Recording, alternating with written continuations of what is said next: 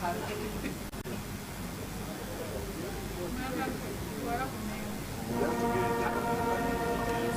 Chair, I've sent. How did you resolve this half lady what? This?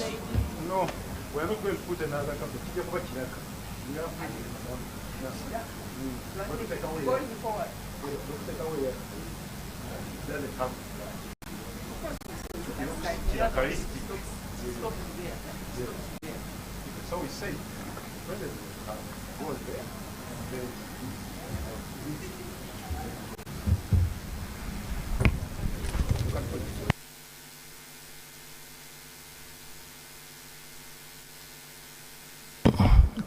Good morning, Kololo. Good morning, everybody.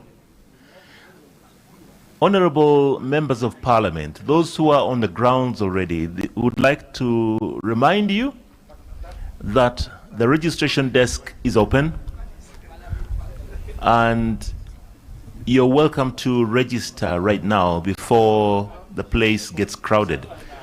So please register in the corner. The team is waiting to put you down in history. Otherwise, good morning, everybody. Good morning, all our service providers. Good morning, our bands, police band, prisons band. Thank you for joining us today. We're happy to have you all here in Kololo.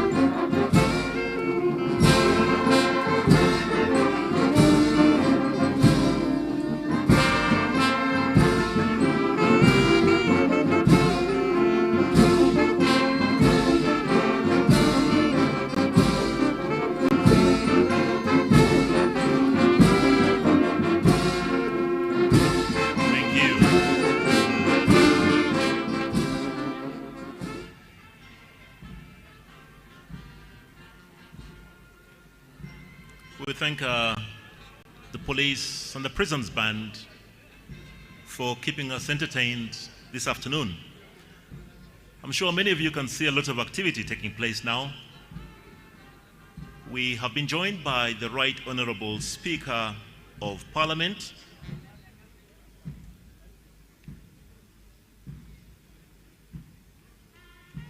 so the Right Honorable Oboth Oboth has been received by the Deputy Speaker of Parliament. This is a very clear indication that House is about to begin. We expect to start on time at 2 p.m.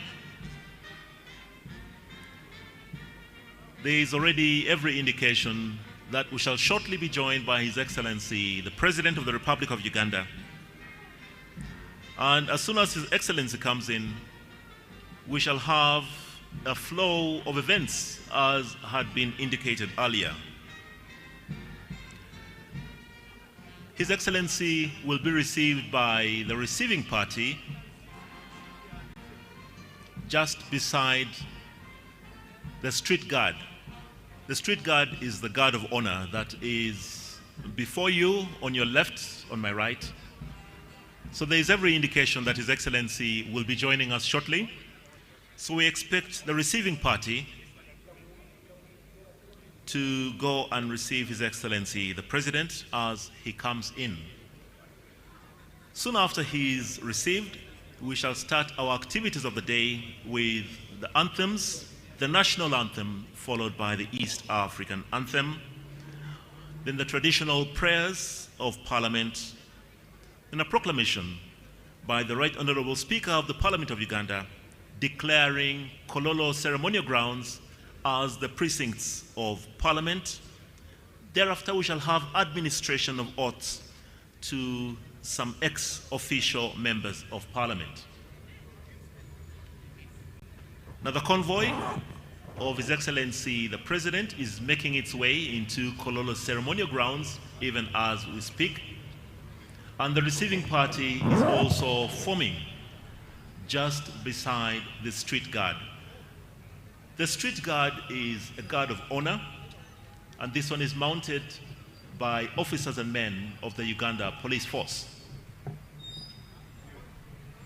Now, His Excellency shall walk through the street guard to be received by the receiving party led by the Right Honorable Speaker, the Deputy Speaker, the Clerk to Parliament, senior officials, as well as the service chiefs.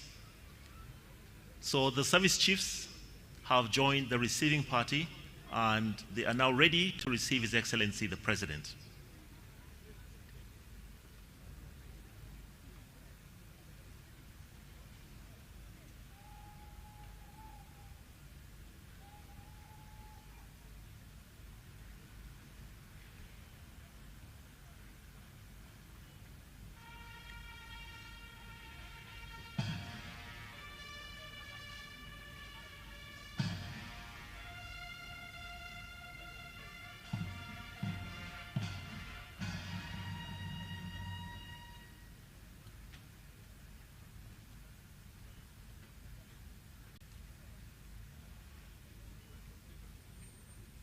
His Excellency the President has been received with fanfare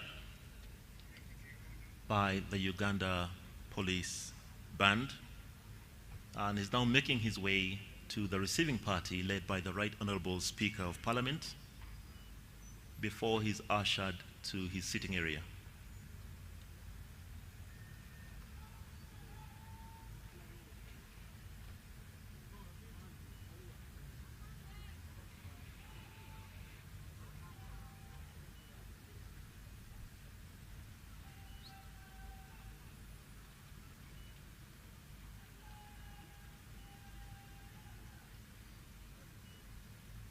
So His Excellency is waving a greeting to all of Parliament. Could we receive him warmly, please?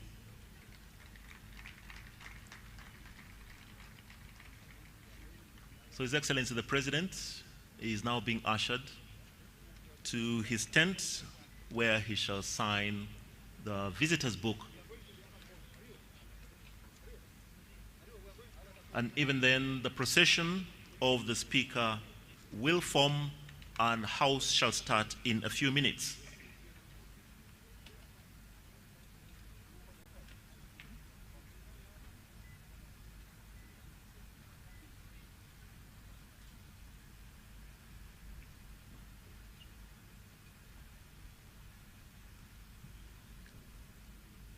So for those of you who cannot see from where you are, His Excellency the President is signing the visitor's book.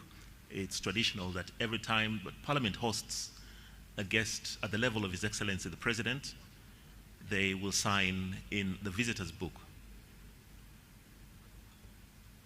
Now this is a very special day for the presentation of the budget, not only in Uganda, but across the East African states. And as soon as His Excellency has signed, then the procession of the Speaker will form and the House will start.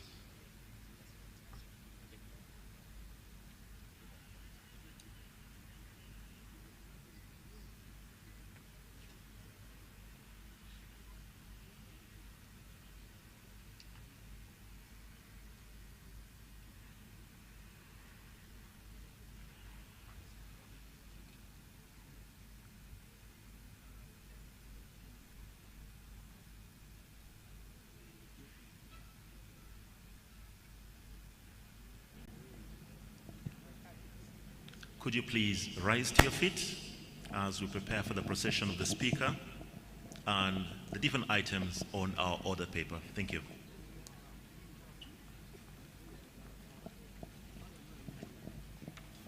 Honorable members, His Excellency the President and Mr. Speaker.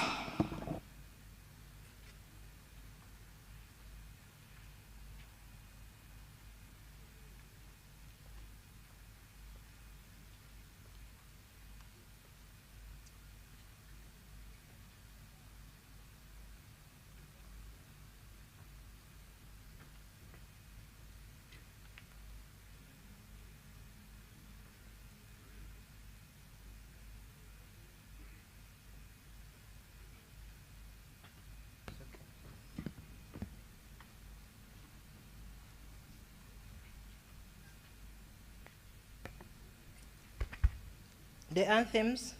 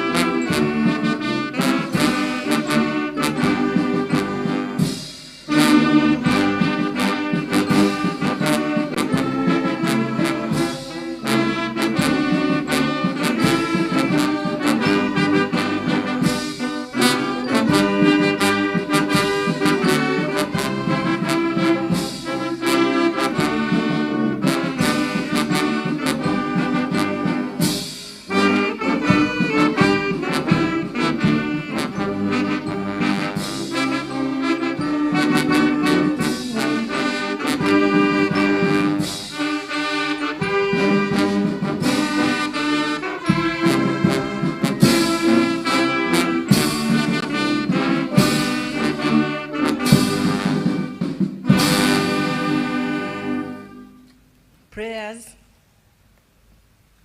Almighty God, who in your infinite wisdom and providential goodness has appointed the officers of leaders and parliament for the welfare of society and the just government of humanity, we beseech you to look upon with abundant favor these your servants whom you've been pleased to call to their performance of such important trusts in this land.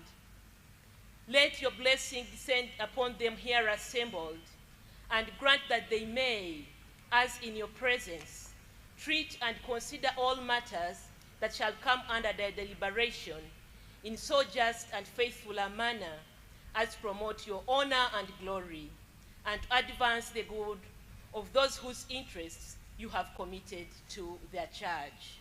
Amen.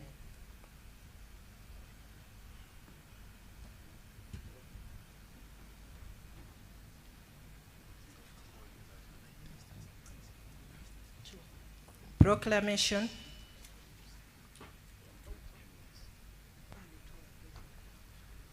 Whereas under Article 1012 of the Constitution of the Republic of Uganda, His Excellency the President of the Republic of Uganda may, in consultation with the Speaker, address Parliament from time to time on any matter of national importance. Aware that His Excellency the President of the Republic of Uganda has, in accordance with Article 1012, indicated to the Speaker of Parliament his intention to address Parliament and the nation on the national budget for the financial year 2026-2027. Now, therefore, in accordance with Rule 181 of the Rules of Procedure of Parliament, I hereby proclaim as follows. 1. That Parliament shall sit at Kololo Ceremonial Grounds on Thursday, 11th June 2026 at 1400 hours to receive the address of His Excellency, the President, on the national budget for the financial year 2026-2027. And 2, the Kololo Ceremonial Grounds to be precincts of Parliament for the above-mentioned purpose. Given under my able hand at Parliament House, Kampala, this first day of June 2026.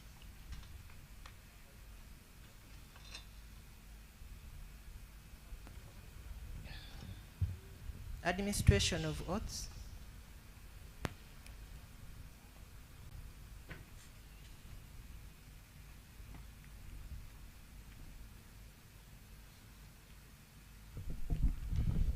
Your Excellency, the President, Right Honorable Speaker, sir, honorable members, on the 28th of May 2026, His Excellency, the President of the Republic of Uganda, appointed a new cabinet.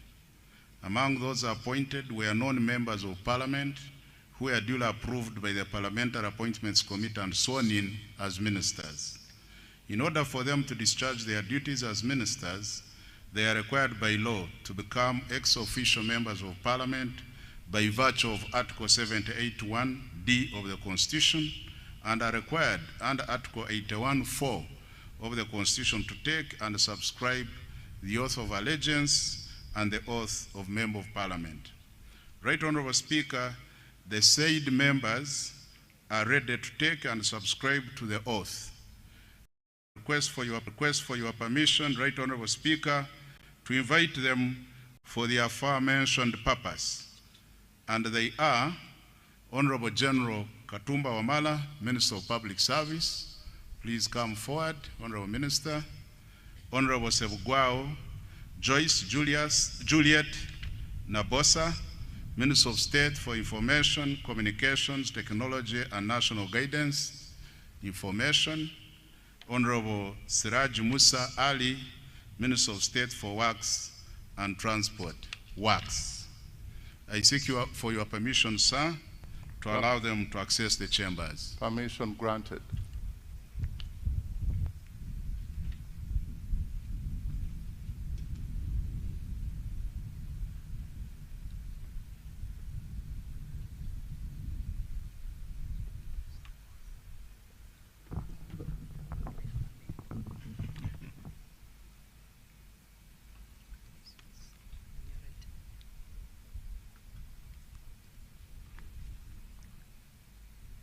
I, General Edward Katumba Wamala, swear in the name of the Almighty God that I will be faithful and bear true allegiance to the Republic of Uganda, and that I will preserve, protect, and defend the Constitution. So help me God. I, General Edward Katumba Wamala, swear in the name of the Almighty God that I will give faithful service to this Parliament and support and uphold the Constitution of the Republic of Uganda as by law established. So help me God. Congratulations, Honorable General.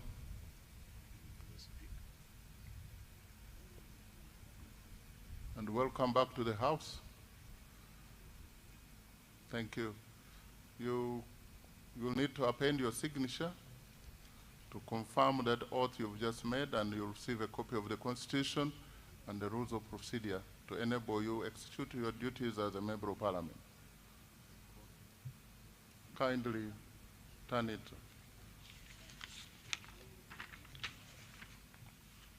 Honorable Sebugwao Joyce, Juliet Nabosa, Minister of State for Information, Communications, Technology, and National Guidance Information.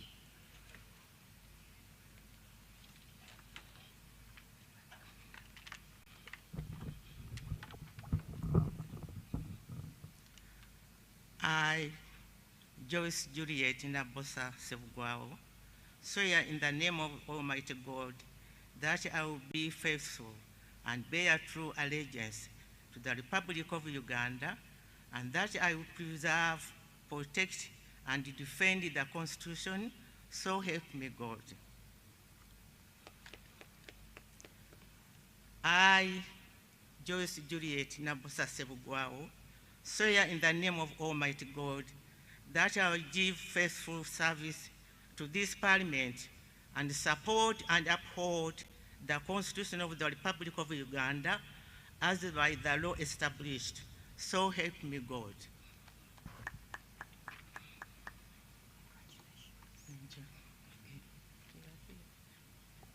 Congratulations, and honorable members, you can join me in receiving Honorable Wechitiwa, Minister.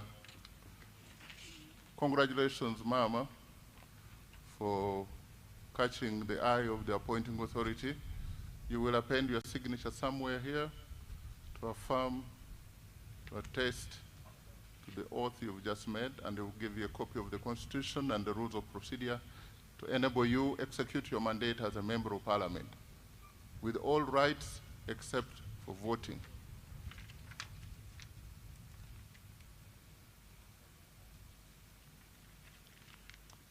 Honorable Siraji Musa Ali, Minister of State for Works and Transport, in charge of works.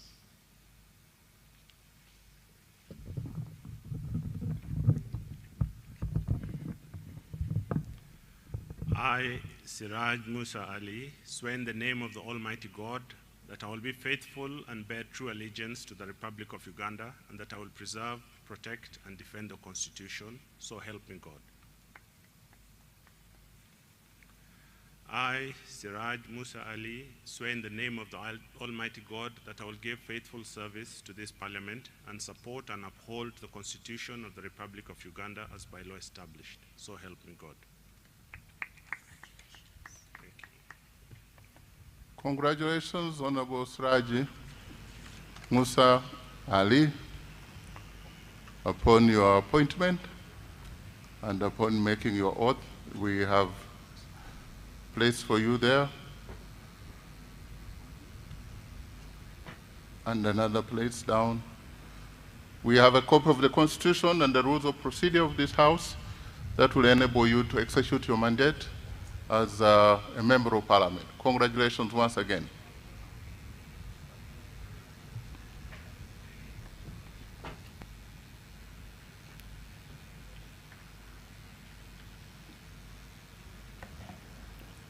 Item number 5, communication from the chair.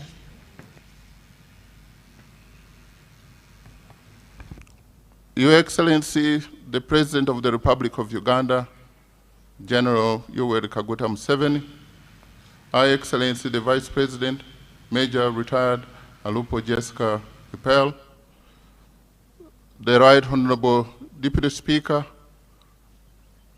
Honorable Thomas Tayeba, the Right Honorable Prime Minister and Leader of Government Business, Robin Nabanja, the Right Honorable Deputy Prime Ministers present, the Right Honorable Leader of Opposition in Parliament, Joel Senyonyi, Cabinet Ministers and Ministers of State, Honorable Members of Parliament of Uganda, the Chairpersons and Members of Constitutional Commission, the Head of Public Service and Secretary of Cabinet, Madame Lucy Nachobe Mbonye, the Auditor General, the Permanent Secretary present, if they are here, all the chiefs, service chiefs present, the Governor, Bank of Uganda, distinguished guests, ladies and gentlemen, I welcome you all to this 5th sitting of the first session of the 12th Parliament. Your Excellency, just 7 days ago, on Thursday, 4th June 2026, you delivered at this very venue a clear and a concise address on the state of the nation, in which you reiterated the need for results-oriented, accountable, and transformative leadership at all levels as a catalyst for national transformation. Your Excellency, as we pride in the honor of hosting you once again here today, I take the privilege of informing you that the members of this 12th Parliament not only heard, but also listened keenly and embraced your words of wisdom. The fight against corruption and non-performance is not the executive's fight alone. It is Parliament's fight as well. And together, in harmony, as a nation, we will win it. Honorable members, during today's sitting, His Excellency the President will deliver the budget speech for the financial year 2026-2027 in fulfillment of his constitutional obligation under Article 1151 of the Constitution of Uganda, which states that the President shall cause to be prepared and laid before Parliament in each financial year, but in any case not later than the 15th day before the commencement of the financial year, estimates of revenues and expenditures of government for the next financial year. Honorable members, today's budget speech crowns an elaborate consultative budget process which began in September 2025 with the issuance of the first budget call circular and the subsequent participation of various ministries, departments, and agencies, local governments, development partners, and civil societies, among others. Your Excellency, the relationship between the 12th Parliament and the other arms of government will be complementary and people-centered. The 12th Parliament will focus on public expenditure tracking and budget oversight through the various parliamentary committees to ensure that public funds are used for the purpose for which they are intended and in line with the approved work plans.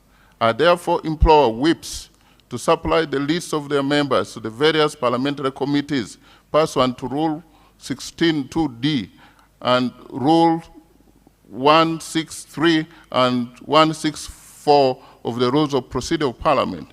This will pave way for the timely operationalization of our committees. Your Excellency and honorable members, the 12th Parliament will empower its committees to effectively support government programs through efficient and effective monitoring, or especially through the high-impact projects under the National Development Plan 4. These core flagship projects are strategic catalysts for our tenfold growth strategy.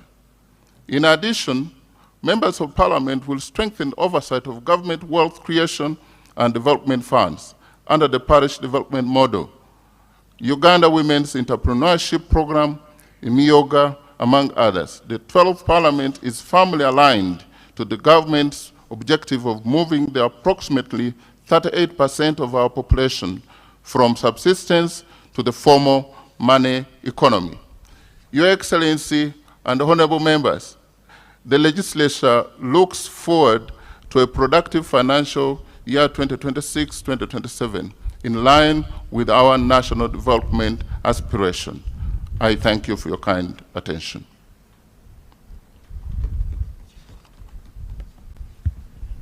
Item number 6, presentation of the budget speech. Honorable members, as it is the practice, the Minister of Finance, Planning and Economic Development will deliver the budget speech on behalf of His Excellency the President, after which the President will make additional remarks. I now invite the Minister of Finance, Planning and Economic Development to deliver the budget speech.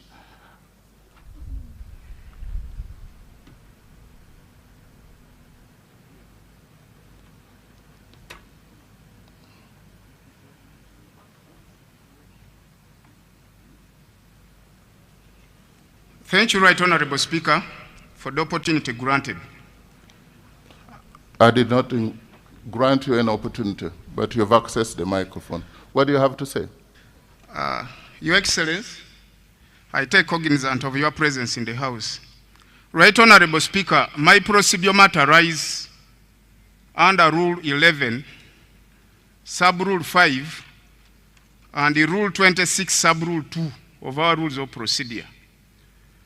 Right Honorable Speaker, specifically, Rule 11, Sub-Rule 5, verbally reads, the constitution of the Commission under this rule shall be done during the first meeting of the first session of a new Parliament.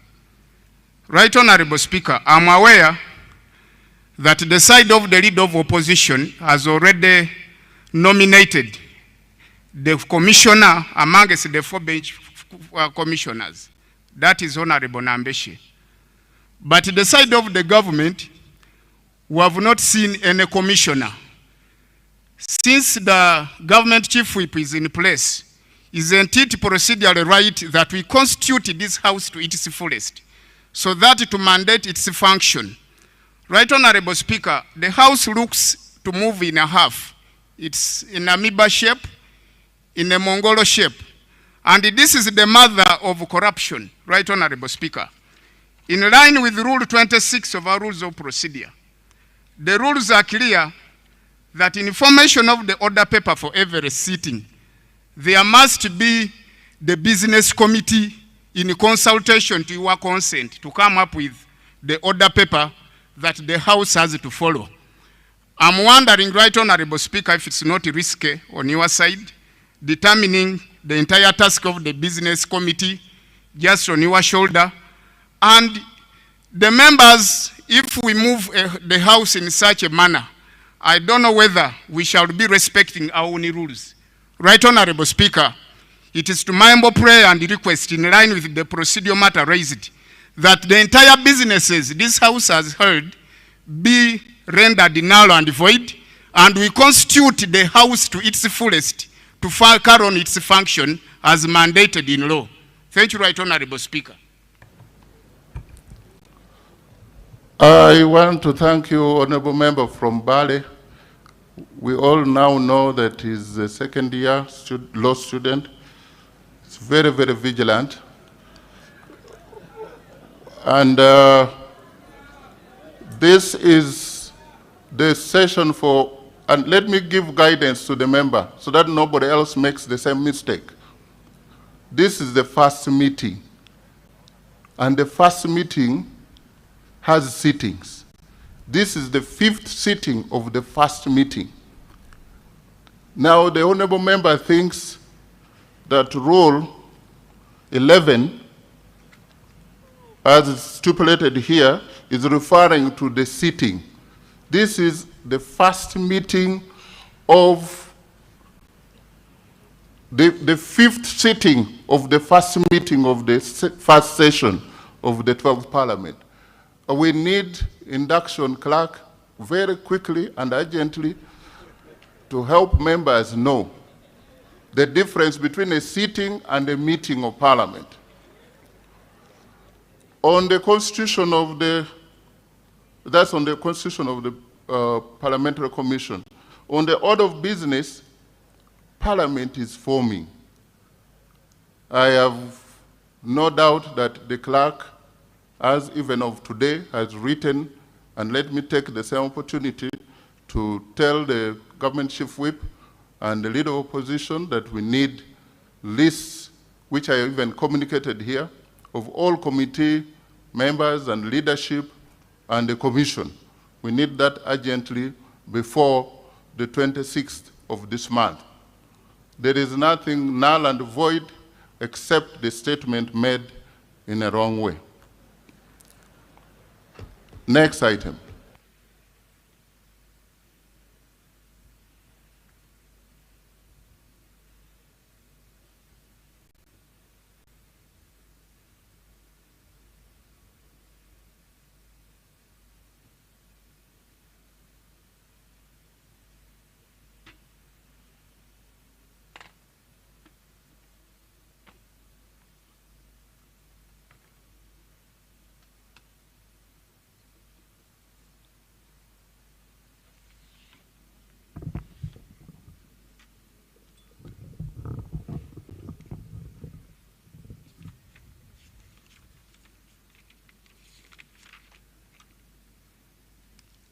Your Excellency, the President of the Republic of Uganda, Your Excellency, the Vice President of the Republic of Uganda, the Right Honorable Speaker of Parliament of Uganda, Your Lordship, the Chief Justice, the Right Honorable Deputy Speaker of Parliament, Your Lordship, the Deputy Chief Justice, the Vice Chairman of the NRM Party, the Right Honorable Prime Minister, the Right Honorable Deputy Prime Ministers, Honorable Ministers and Ministers of State, Your Excellencies, the heads of diplomatic missions, Honorable Members of Parliament, former leaders, traditional leaders, religious leaders,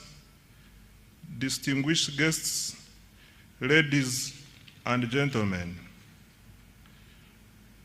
Mr. Speaker, sir, in accordance with Article 155 of the Constitution of the Republic of Uganda and the Public Finance Management Act, CAP 171, and on behalf of His Excellency the President, I present to Parliament and the people of Uganda the national budget for financial year 2026-2027 as approved by this Parliament.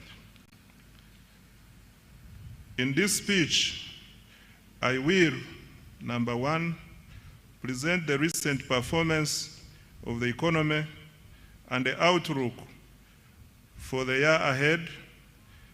Two, account to the people of Uganda on commitments made in financial year 2025-2026 that is coming to an end in a few days. Three, highlight government priorities for financial year 2026-2027. And four, outline the strategy for financing the budget. Right Honorable Speaker, allow me to begin by congratulating His Excellency the President and the National Resistance Movement upon the resounding victory in the recently concluded general elections. In addition, I congratulate His Excellency the President upon assuming chairmanship of the East African Community. This is in recognition of his exemplary leadership and passion for advancing regional integration and Pan-Africanism. I also congratulate Her Excellency the Vice President, Right Honorable Speaker, Right Honorable Deputy Speaker, Right Honorable Prime Minister, colleague, honorable ministers, honorable members of parliament, and all other leaders elected to serve our country during this important phase of Uganda's development. Mr. Speaker, sir, I wish to thank His Excellency the President for the confidence he has placed in me and my political leadership team by entrusting us with the responsibility of leading the Ministry of Finance, Planning and Economic Development. I also would like to thank and congratulate my senior, Honorable Matia Kasaija, for the leadership and mentorship in the past 10 years. Your Excellency, we accept this responsibility with humility, determination, and a clear understanding of the task before us. That task is to accelerate wealth creation, eliminate poverty, create productive jobs, and transform Uganda into a $500 billion economy in the shortest possible time. Right Honorable Speaker and colleagues, Uganda enters this new political term from a position of strength. Unlike many previous election cycles that were characterized by high inflation, exchange rate instability, and macroeconomic uncertainty, our economy remains stable and resilient and is growing rapidly. Mr. Speaker, sir, this achievement is not accidental. It is a result of deliberate and consistent policy choices under the leadership of His Excellency the President and the NRM government. For more than 3 decades, government has prioritized peace and security, macroeconomic stability, infrastructure development, human capital development, wealth creation, and regional integration. As a result, Uganda has built one of the strongest foundations of socio-economic transformation on the African continent. Uganda has, number 1, sustained long-term economic growth above 5% despite repeated global shocks. 2, surpassed the lower middle income threshold of United States dollars 1,136 with gross national income per capita reaching United States dollars 1,389. 3, we have recorded one of the strongest external sector performances in recent history, nearly doubling exports over the last 5 years. 4, we have expanded access to health, education, and social services. 5, we have built critical infrastructure that supports investment and competitiveness. And 6, we have established a solid foundation for industrialization and private sector-led growth. Mr. Speaker, sir, the challenge before us is no longer simply growing the economy. The challenge is ensuring that growth translates into jobs, household incomes, enterprise development, and prosperity for every Ugandan. That is the essence of full monetization, as His Excellency the President has consistently emphasized. That is the focus of the tenfold growth strategy, and it is the central objective of this budget. Mr. Speaker, sir, financial year 2026-2027 marks the commencement of the implementation of the NRM manifesto. It is also the second year of implementing the 4th National Development Plan, the first plan specifically designed to deliver the tenfold growth strategy.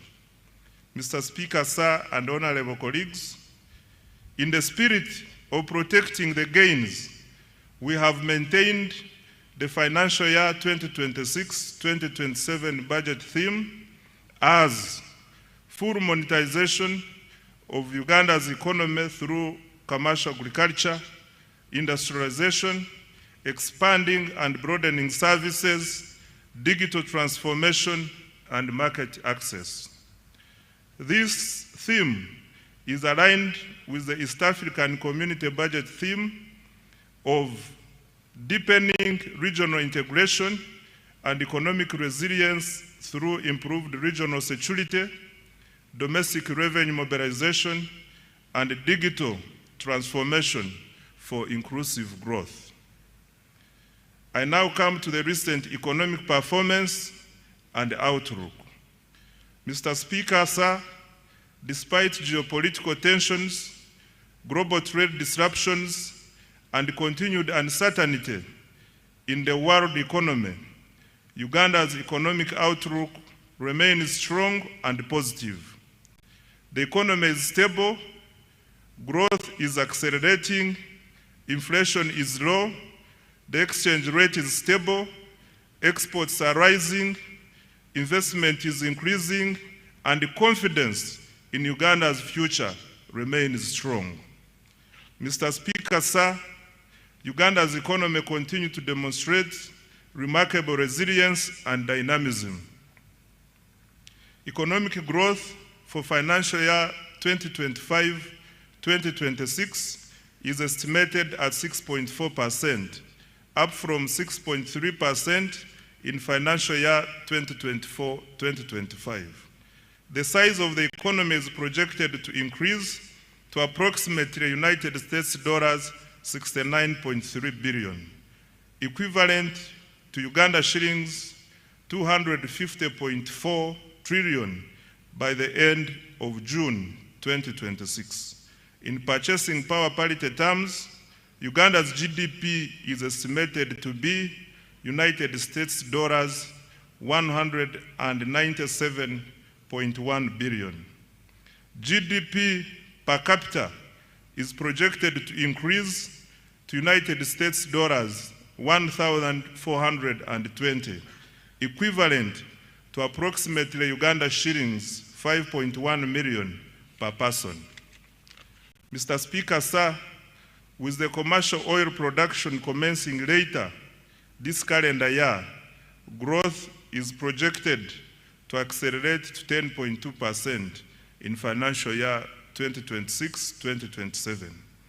This will mark Uganda's first return to double-digit growth since the reforms of the 1990s.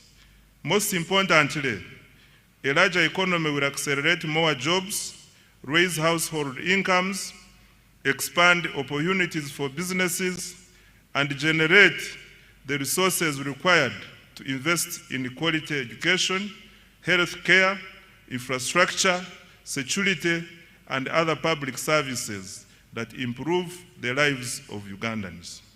This performance confirms that our strategy of investing in security, infrastructure, wealth creation, and the productive sectors is delivering results. I thank His Excellency the President for his steadfast leadership, strategic guidance, and insistence on phased prioritization. Mr. Speaker, I wish to repeat this one. This performance confirms our strategy of investing in security, infrastructure, wealth creation, and the productive sectors is delivering results. I thank His Excellency the President for his steadfast leadership, strategic guidance, and insistence on phased prioritization. Colleagues, I invite you to give His Excellency the President a round of applause. I now come to inflation. Mr. Speaker, sir, inflation remains low and stable. Average inflation during financial year 2025-2026 is estimated at 3.8%, compared to 3.5% recorded the previous financial year. This stability has been supported by effective coordination between fiscal and monetary policy, stable food prices, and improved management of fuel supply. Low inflation protects household incomes, supports business planning, and strengthens investor confidence. Government remains committed to maintaining price stability as a cornerstone to sustained economic growth. Right Honorable Speaker, the strength of an economy is reflected not only in how much it produces, but also in the confidence it inspires among investors, visitors, citizens, and at home and abroad. I am pleased to report that confidence in Uganda's economy continues to grow. Foreign direct investment remains strong at United States dollars 3.2 billion in the 12 months ending March 2026. This reflects growing investor confidence in Uganda's economy. Of even greater significance, investors are increasingly expressing interest in Uganda's small and medium enterprises. Kampala-based startups attracted about United States dollars 30 million in 2025, up from just United States dollars 4 million a year before. This surge signals growing confidence in Uganda's innovation ecosystem and affirms our emergence as a destination for entrepreneurship, technology, and investment. Mr. Speaker, remittances from Ugandans working abroad have significantly increased to US dollars 2.8 billion in the 12 months to March 2026 from US dollars 1.9 billion a year before. Remittances provide an important source of foreign exchange, investment, capital, and household income. Mr. Speaker, sir, tourism has fully recovered from the effects of the COVID-19 pandemic. Tourism receipts increased to United States dollars 1.86 billion in 2025, compared to United States dollars 1.4 billion in 2018-2019, before the COVID pandemic. This remarkable recovery from the lowest receipts of US dollars 562 million recorded in 2020 demonstrates growing international confidence in Uganda as a destination for business, investment, and leisure. Government remains committed to safeguarding and expanding this vital source of foreign exchange and jobs by increasing investment in tourism infrastructure, the sector, security, and our missions abroad to effectively advance economic and commercial diplomacy.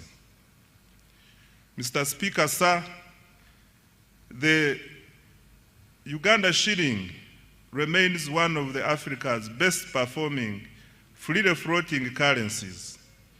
This stability reflects prudent macroeconomic management, a liberalized foreign exchange regime, and a strong foreign exchange inflows from exports, tourism, foreign direct investments, portfolio inflows, and remittances.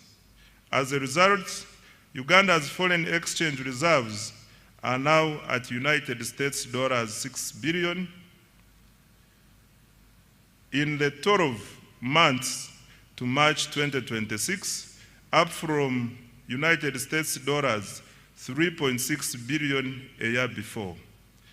Government's decision to directly import petroleum products through the Uganda National Oil Company, UNOC, has further strengthened supply stability and reduced speculative pressures in the foreign exchange market. We expect the exchange rate to remain broadly stable despite ongoing global uncertainties. On the external sector, Right Honorable Speaker, Uganda's export performance has been exceptional. Over the last 5 years, exports of goods and services have increased by approximately 204%.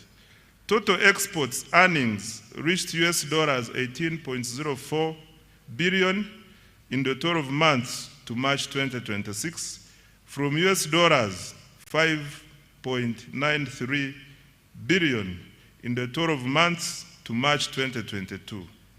The leading exports include gold, coffee, cocoa, fish products, steel products, sugar, and a growing range of manufactured goods. Our coffee exports reached USD 2.46 billion for the year ending March 2026, up from USD 1.84 billion a year before. Uganda's exports mainly go to the Middle East, which accounts for US dollars 6.3 billion. Africa accounts for US dollars 4.1 billion. Asia accounts for US dollars 2.0 billion. And the European Union accounts for 2.5 billion US dollars. And the rest of the world accounts for 3.1 billion. This success reflects the deliberate government policy focused on industrialization, value addition, export promotion, and market access. The exports are not merely a trade statistic. They are the engine of Uganda's transformation. They generate foreign exchange, they create jobs, they support enterprise growth, and they strengthen economic resilience. As a result of strong export performance, remittances, and investment inflows, Uganda recorded a balance of payment surplus of United States dollars 2.47 billion, 12 months to March 2026, the highest in 15 years. On employment creation, Right Honorable Speaker, the ultimate test of economic policy is whether it improves the livelihoods of our people through productive employment. Uganda's economy is gradually undergoing structural transformation. The services sector now accounts for 50.5% of total employment, up from 47% previously, while the share of employment to agriculture has declined from 40% to 37.1%. On the other hand, industry accounts for approximately 12.4% of total employment.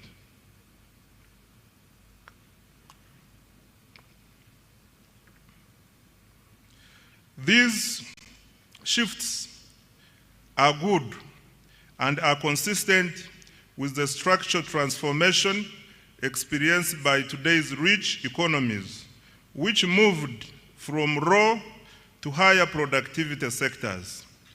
Mr. Speaker, sir, the capacity of our economy to generate formal employment continues to improve. Employment in private formal establishments has increased by 245%, from approximately 672,300 workers in financial year 2016-2017 to over 2,319,683 workers in financial year 2024-2025. This is in addition to the 503,738 public sector jobs and 10,513,000 14 informal jobs reported in April 2026. This growth in jobs confirms that Uganda's economy is not only growing, but also creating productive jobs for Ugandans. This is on account of deliberate government interventions to create jobs through industrialization and wealth creation. However, creating more productive jobs for our rapidly growing population remains an urgent economic priority. This is why government is investing in ATMs and enablers to create jobs at a scale, especially for young people. Going forward, every major intervention in the national budget will ultimately be judged by its contribution to jobs, incomes, and improved livelihoods. On fiscal performance, Mr. Speaker, sir, government's capacity to finance its development agenda using domestic resources continues to strengthen.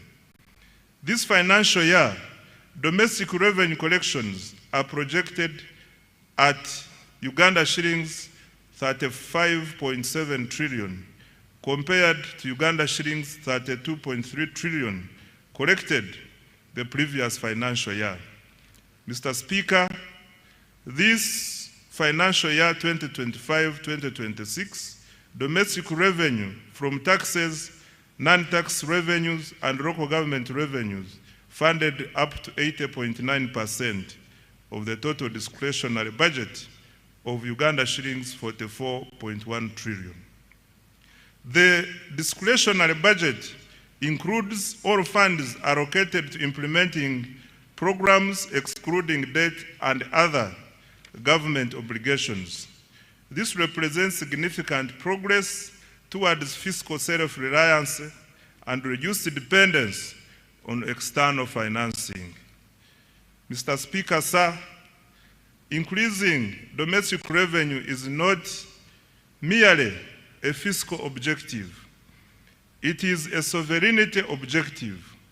A country that finances its development from its own resources enjoys greater policy independence, resilience, and sustainability. Therefore, government will continue to strengthen domestic revenue in line with the domestic revenue mobilization strategy, while preserving incentives for investment, production, and enterprise growth. In financial year 2026-2027, domestic revenue is projected to increase to Uganda shillings 45.6 trillion from Uganda shillings 35.7 trillion in financial year 2025-2026, equivalent to 15.9% of GDP. The additional resources will support investments in the wealth creation, ATMs, and their enablers.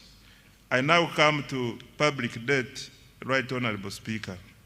Mr. Speaker, as of December 2025, Uganda's total public debt stood at United States dollars 34.86 billion, equivalent to approximately Uganda shillings 126.19 trillion. Of this, external debt amounted to US dollars 15.84 billion, while domestic debt was United States dollars 19.02 billion. This translates into a debt to GDP ratio of approximately 53.0%. Mr. Speaker, public debt should always be assessed alongside the assets it finances and the economic returns it generates. Over the past 10 years, Uganda's debt has financed strategic investments that are transforming the productive capacity of our economy. These investments include, number one, integrated transport infrastructure, which accounts for 31.1% of the debt. Number two, electricity infrastructure, which accounts for 19.3%. 3, water infrastructure, which accounts for 10.3%. 4, agro-industrialization, which accounts for 9.2%. 5, education and health, which accounts for 7.7%. 6, housing and urban development, which accounts for 6.3%. 7, industrial parks and industrial development, which accounts for 2%, and other investments such as national backbone infrastructure to extend internet, STI, and regional development, which accounts for 7.0%. Mr. Speaker, Uganda's public debt remains sustainable and is projected to stay so over the medium and the long term. Accountability for financial year 2025-2026 and priorities for financial year 2026-2027. Mr. Speaker, when the budget for financial year 2025-2026 was presented last year, government made several commitments aimed at accelerating monetization of the economy and implementing the tenfold growth strategy. The budget focused on 3 broad areas, namely, number 1, wealth creation programs, 2, strategic investments in the ATMs, and 3, investment in the key enablers of growth. I am pleased to report that substantial progress has been made in all the 3 areas above. On wealth creation, Mr. Speaker, the foundation of Uganda's economic transformation is ensuring that every Ugandan participates in the money economy. Government, therefore, has continued to invest in programs that expand access to affordable capital, strengthen enterprise development, and increase household incomes. To date, government has invested close to Uganda shillings 11 trillion directly into wealth creation initiatives, targeting households in subsistence economy, farmers, youth, women, and businesses. These interventions are reducing barriers to participation in economic activity while expanding opportunities across the country. Let me highlight what we have done in the flagship wealth creation programs. On parish development model, Mr. Speaker, the parish development model remains government's most important intervention for eliminating subsistence and expanding participation in the money economy. I wish to thank His Excellency the President for his vision and unwavering commitment to this program. PDM is not merely a financing program, it is a structural transformation program. Its objective is to move households from subsistence to commercial production, from survival to enterprise, and from poverty to prosperity. Over the past 5 years, government has transferred Uganda shillings 4.4 trillion to all 10,589 parishes nationwide, and as a revolving capital. Ugandans who were previously outside the money economy are now engaged in money-making enterprises. By the end of this month, PDM funds will have reached over 4 million beneficiaries. The PDM is raising household incomes, improving food security, and creating local economic opportunities for Ugandans who previously relied on subsistence production. Mr. President, Thank you for your visionary leadership. The next phase of the PDM will focus on boosting productivity, strengthening value addition, and improving market access for the PDM beneficiaries. My ministry will seek policy guidance to ensure that the underserved and densely populated parishes, particularly in urban areas, receive adequate funding. Equally important, we will begin a gradual deliberate transition from government transfers to a self-sustaining financial ecosystem. Ultimately, a PDM bank underpinned by strong repayment performance, governance, and value chain development. I now come to other wealth creation programs. Mr. Speaker, in addition to the PDM, government has continued supporting enterprise development through other wealth funds, namely, one, Emyoga. Government has capitalized the program with Uganda shillings 760 billion in revolving funds. To date, 7,148 Emyoga circles have been established with over 2.48 million members and cumulative savings of Uganda shillings 95.3 billion. An additional Uganda shillings 100 billion has been allocated in financial year 2026-2027. Number two, Katale Loan Facility.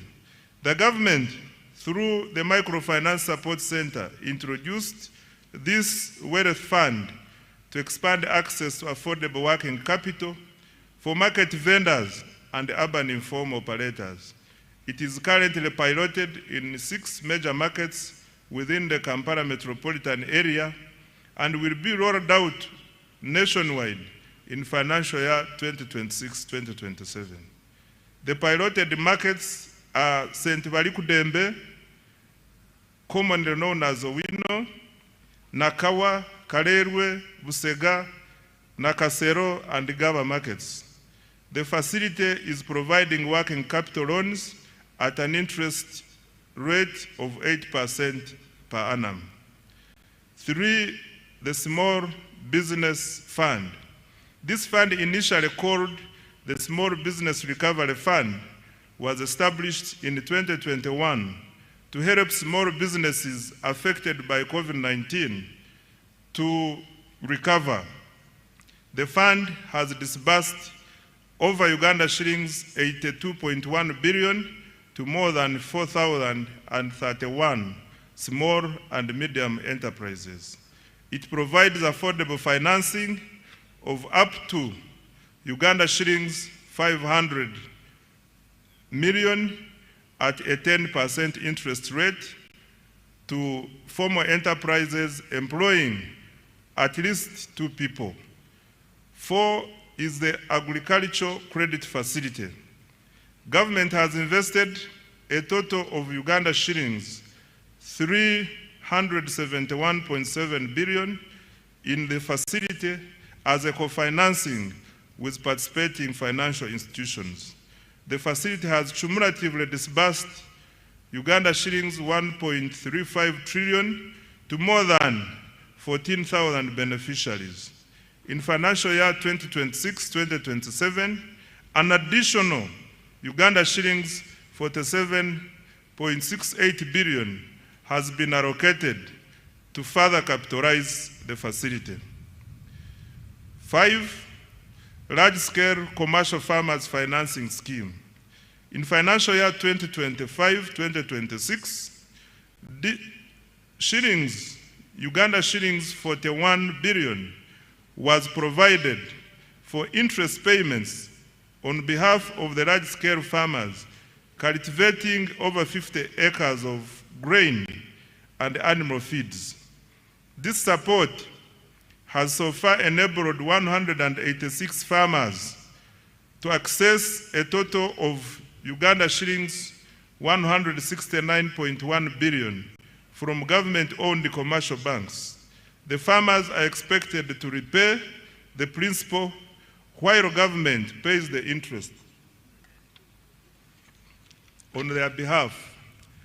An additional 41 billion Uganda shillings has been allocated for financial year 2026-2027. 6. Uganda Development Bank. Government has cumulatively capitalized Uganda Development Bank with shillings 1.6 trillion to provide long-term patient capital to strategic sectors vital for industrialization and value addition. The bank has extended over Uganda shillings 2.45 trillion in financing to more than 600 businesses across agriculture, manufacturing, tourism, construction, and services. An additional Uganda shillings 442.2 billion has been allocated in financial year 2026-2027 to further capitalize Uganda Development Bank. 7. GROW and other women funds. Through the World Bank financed GROW project, Uganda shillings 133.14 billion in soft loans has been extended to 6,584 women-owned businesses to support their transition from informality. This complements Uganda shillings 153.5 billion previously disbursed under the Uganda Women Entrepreneurship Program WEP, which has benefited 244,805 women. 8.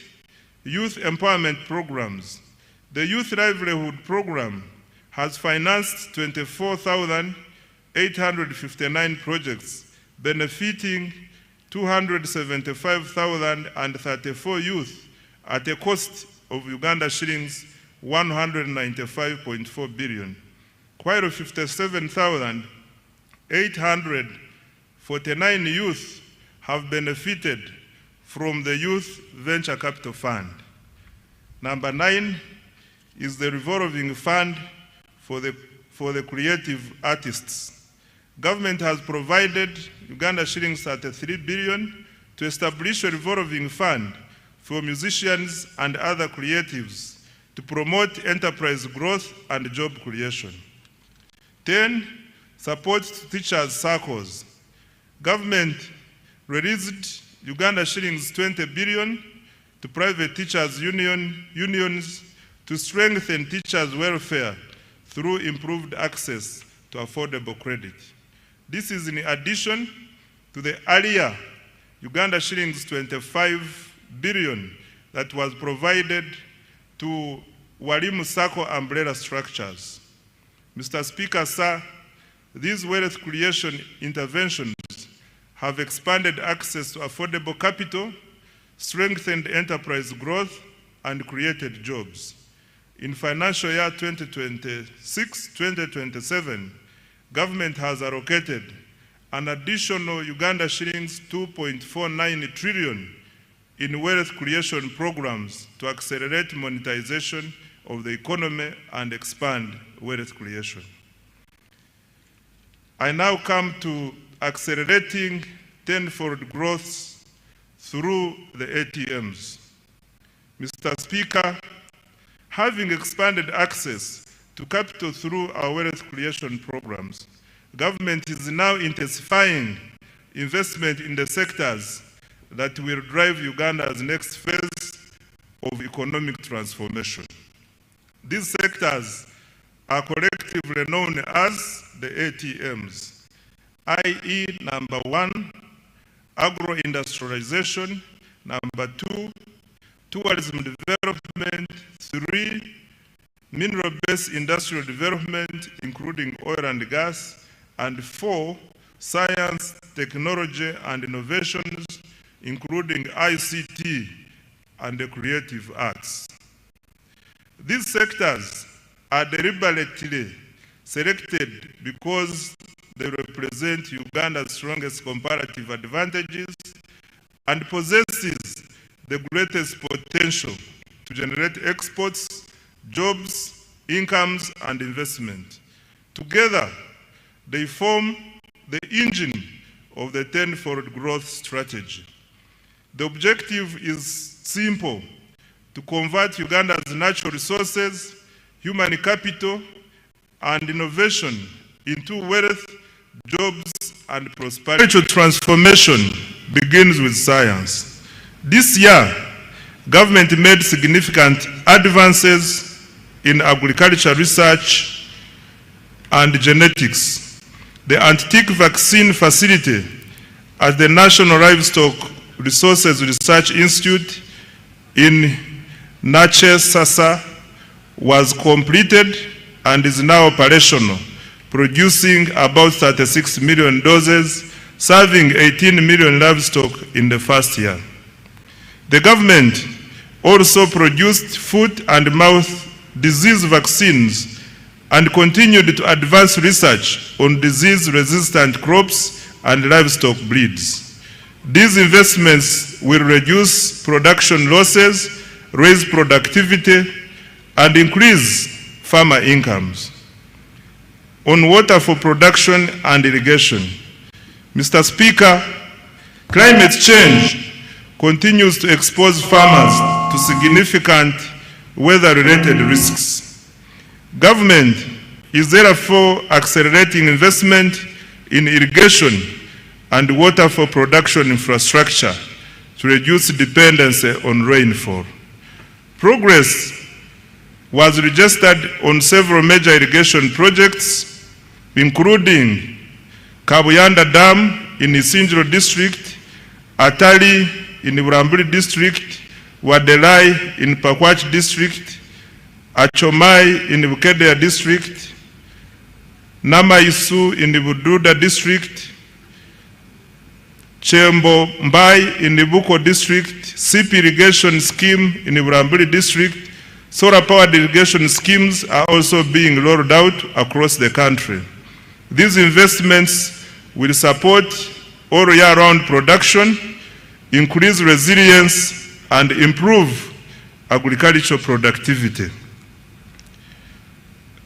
On mechanization and animal health, Mr. Speaker, government continued developing regional agricultural mechanization centers and animal disease control centers to improve efficiency and productivity in the agriculture sector. Progress was registered in Chiruhura, Mbale, Chijandongo, Bunyangabo, Nakaseke, Katine, and several other districts. These facilities are improving access to modern agricultural equipment, veterinary services, and disease surveillance systems. On expanding commercial coffee production, Mr. Speaker, sir, coffee remains one of the Uganda's most important export commodities. Government has therefore expanded coffee cultivation into northern and eastern Uganda.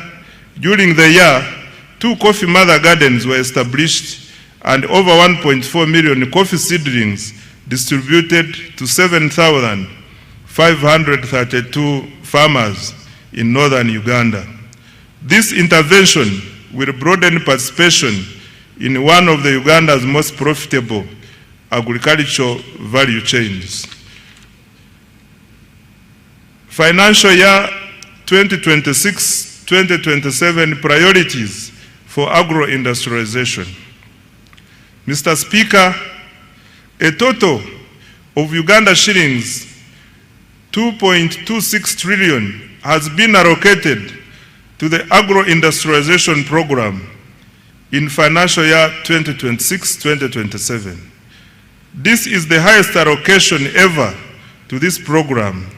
Priority interventions include: 1, agricultural research and innovation, including funding for antique vaccine commercialization. 2, irrigation and water for production. 3, extension services, more extension workers and their facilitation to reach farmers. 4, provision of good quality agricultural input. 5, post-harvest handling and storage. 6, agro-processing and value addition. 7, quality assurance and certification. And 8, expanding market access. The objective is to move Uganda from exporting low commodities to value addition agricultural products.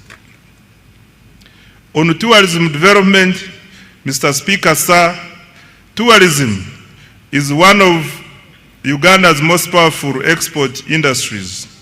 It generates foreign exchange, it creates jobs, it supports thousands of enterprises, and showcases Uganda to the world. The following achievements have been registered this financial year. Uganda's global tourism visibility is at an all-time high, driven by the aggressive destination marketing under the Explore Uganda, the Pearl of Africa brand, the country's growing international profile, and industry endorsements are evident in its recent global presence and awards.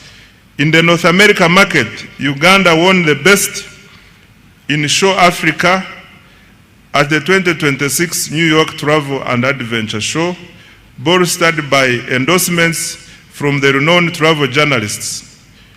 In the Asian market, the country won the Best Exquisite Destination Award at the Outbound Travel Mart in Mumbai and gained strong visibility at the South Asia's leading travel and tourism exhibition in New Delhi.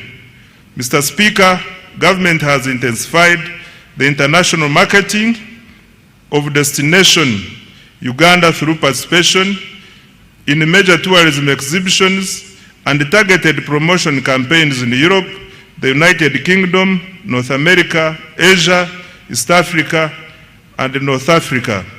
Government also leveraged high-profile platforms, including the Africa Cup of Nations AFCON 2025 tournament in Morocco and the 2025 World Travel Market in London, showcase Uganda's tourism potential and attract visitors. In addition, Uganda successfully secured a bid to host 2 international conferences, further strengthening its position as a preferred destination for meetings, incentives, conferences, and exhibitions. Uganda also launched the economic and commercial diplomacy strategy as a key instrument for advancing Uganda's economic transformation. Under this strategy, Uganda missions abroad have been assigned clear performance targets focusing on 4 measurable economic outcomes, mainly tourism marketing, trade promotion, investment attraction, and diaspora mobilization. The economic and commercial diplomacy strategy is contributing to improved economic performance with increased international tourist arrivals and receipts, foreign direct investment inflows, and merchandise export earnings. Government will continue to leverage its missions abroad to market Uganda as a preferred tourism, conference, and investment destination, expand market access for Ugandan products, attract strategic investors, and mobilize the diaspora to support national development. On tourism infrastructure, Mr. Speaker, government continued to invest in tourism infrastructure and attractions. Progress was made in the development of museums and cultural heritage sites in Moroto and Dokoro. Investments are also underway in the Gwenzori Central Circuit Trail, Chitagata Hot Springs, and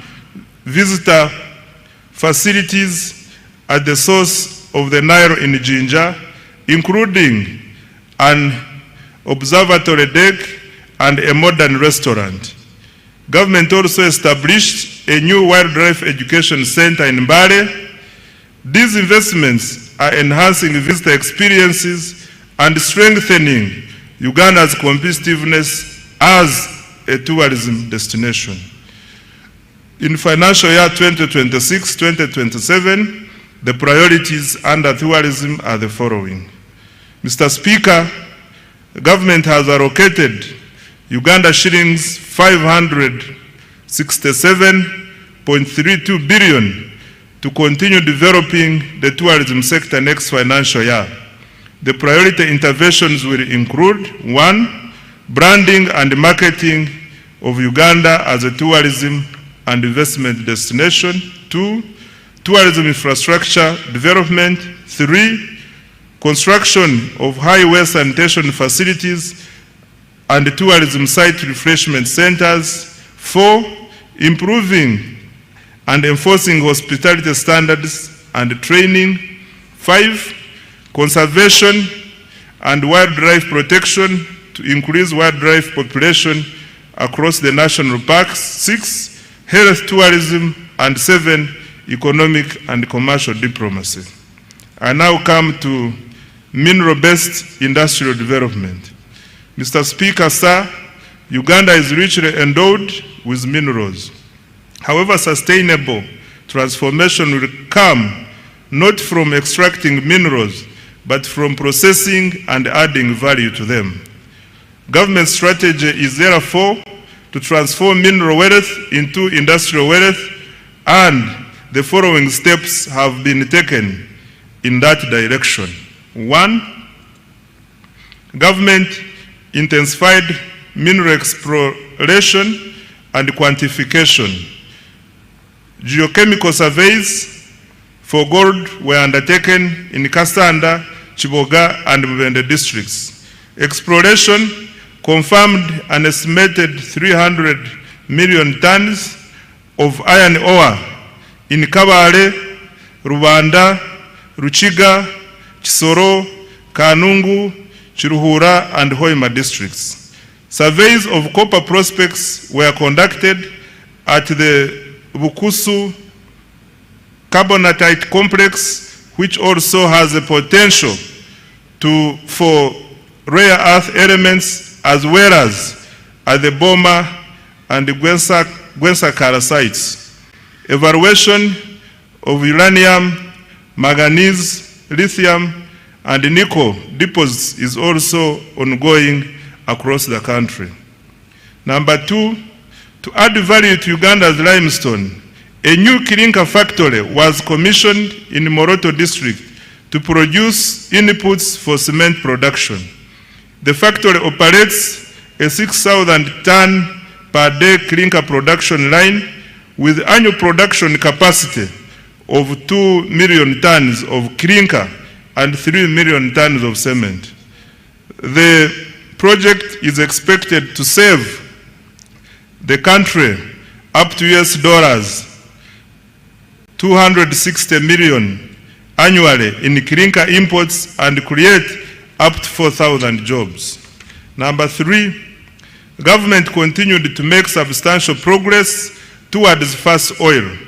Construction of the East African crude oil pipeline and the central processing facilities is at advanced stage and nearing completion. The Tilenga and Kingfisher upstream development projects also registered significant progress despite logistical challenges arising from the ongoing conflict in the Middle East. During the year, 51 additional wells were drilled, bringing the cumulative number to 199 wells, exceeding the 189 wells required for fast oil production later this year. 4, government completed the first phase of Kabalega International Airport, providing critical logistics, infrastructure to support oil and gas development, tourism, trade and investment, in the Albertine region. Number 5, through the Uganda National Oil Company, government continued the bulk procurement of petroleum products. This has strengthened fuel security and ensured uninterrupted supply despite disruptions in global energy markets. Consequently, Uganda experienced minimal fuel price volatility compared to several countries in the region. 6, in addition, government through UNOC acquired a 20.15% stake in the Kenya Pipeline Company. This is a strategic investment to strengthen Uganda's energy security and enhance the reliability of fuel supply. Given that over 95% of Uganda's refined petroleum products are imported through the Kenyan corridor, this investment will help secure access to critical petroleum infrastructure and support more predictable fuel supply and pricing. Financial year 2026-2027 priorities for minerals and oil and gas. Mr. Speaker, sir, Uganda shillings 473.51 billion has been allocated for mineral-based industrial development, mining, and oil and gas. And the priority areas include, number 1, continued mineral exploration, quantification, and certification. Number 2, continued capitalization of the National Mining Company.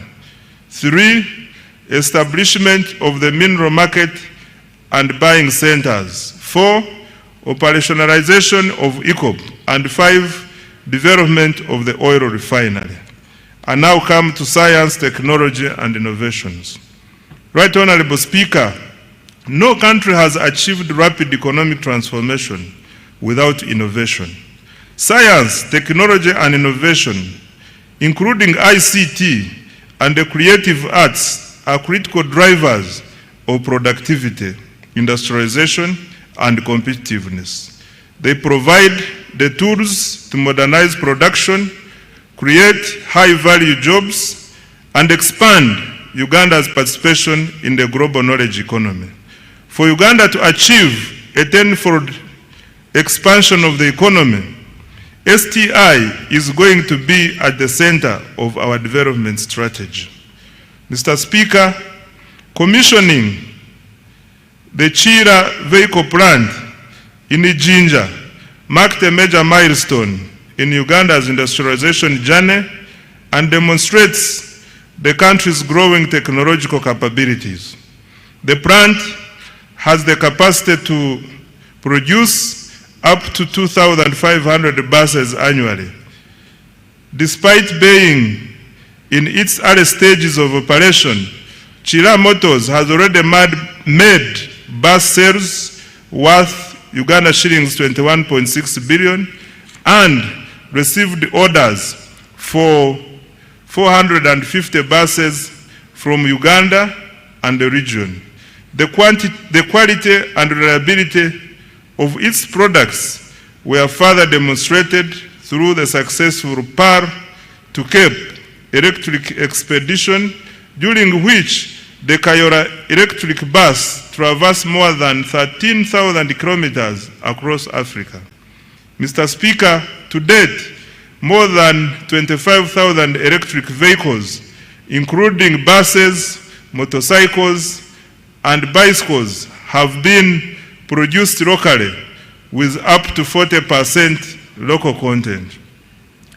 In a further boost to the sector, Solar Power completed the construction of East Africa's first production scale lithium-ion battery assembly plant in Uganda. This has strengthened domestic manufacturing capacity and positioned the country as a regional hub for electric mobility and clean energy technologies.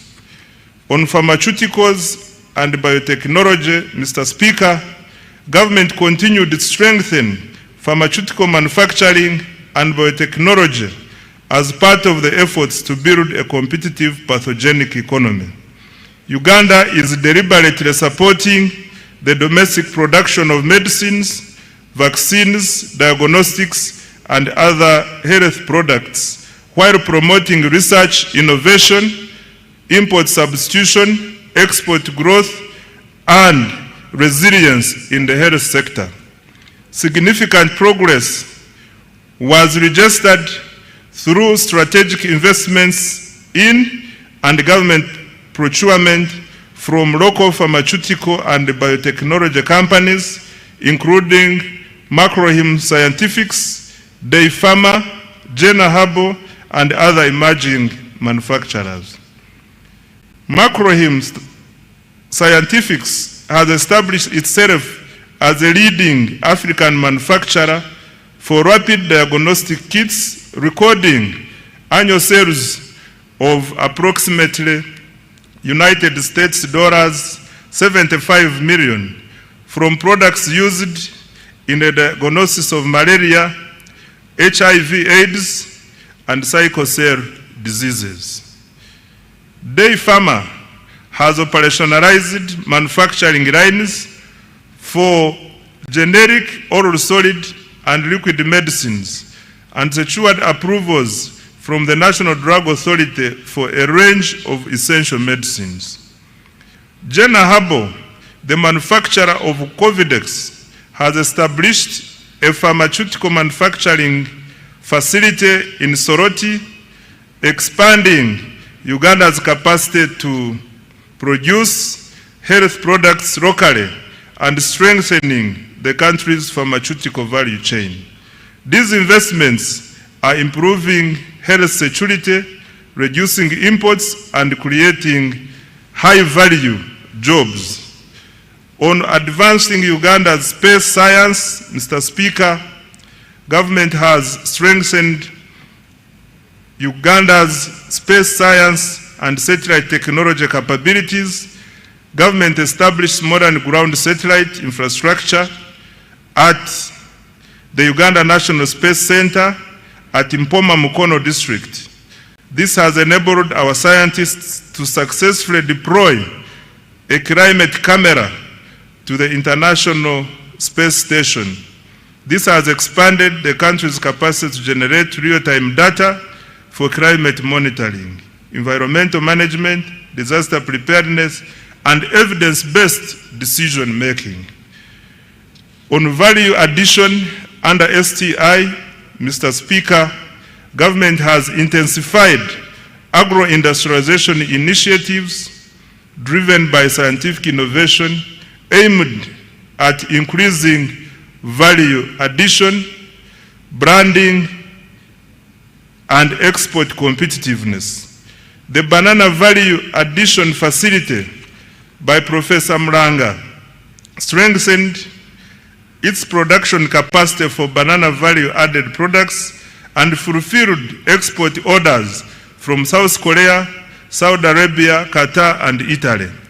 In addition, government has invested in the establishment of the Coffee Park in Ntungamo. The Africa Coffee Park has innovated 18 products of value-added coffee ready to go into the market for roast, freeze-dry, and spray-dry high-level technology. On digital transformation, Mr. Speaker, government continued expanding digital infrastructure to improve the availability, reliability, affordability of ICT services, as well as access to the services. During the year, an additional 879 kilometers of fiber optic cable were installed, bringing the national fiber backbone to approximately 62,941 kilometers. As a result, internet costs declined from $70 to $35 per megabyte per second. Active mobile internet subscriptions stand at 18.5 million, while the number of smartphones connected to Ugandan network has reached 20 million. Total registered mobile telephone subscriptions have reached 57.3 million, placing Uganda among the most connected markets in the region. The increased penetration of mobile telephones has increased financial inclusion and improved access to e-commerce, telemedicine, marketing, and agricultural information for farmers. In the year ending March 2026, mobile money transactions rose by 29% to Uganda shillings 392.7 trillion. Active mobile money accounts stood at 36.7 million. As at 31st March 2026, the number of mobile money agents had reached 1.22 million. I now come to creative arts. Mr. Speaker, to protect intellectual property and artistic works, government enacted the Copyright Enabling Rights Amendment Act 2025. Government also established the Uganda Creatives Revolving Fund to provide affordable financing to circles in the creative economy. By December 2025, approximately Uganda shillings 18.99 billion had been disbursed to 50 circles of musicians, benefiting 3,047 individuals, of whom 62% are youth and 43% are women. Government is also finalizing the acquisition of a dedicated home for creative artists to serve as a common user facility for young talents to create wealth and jobs.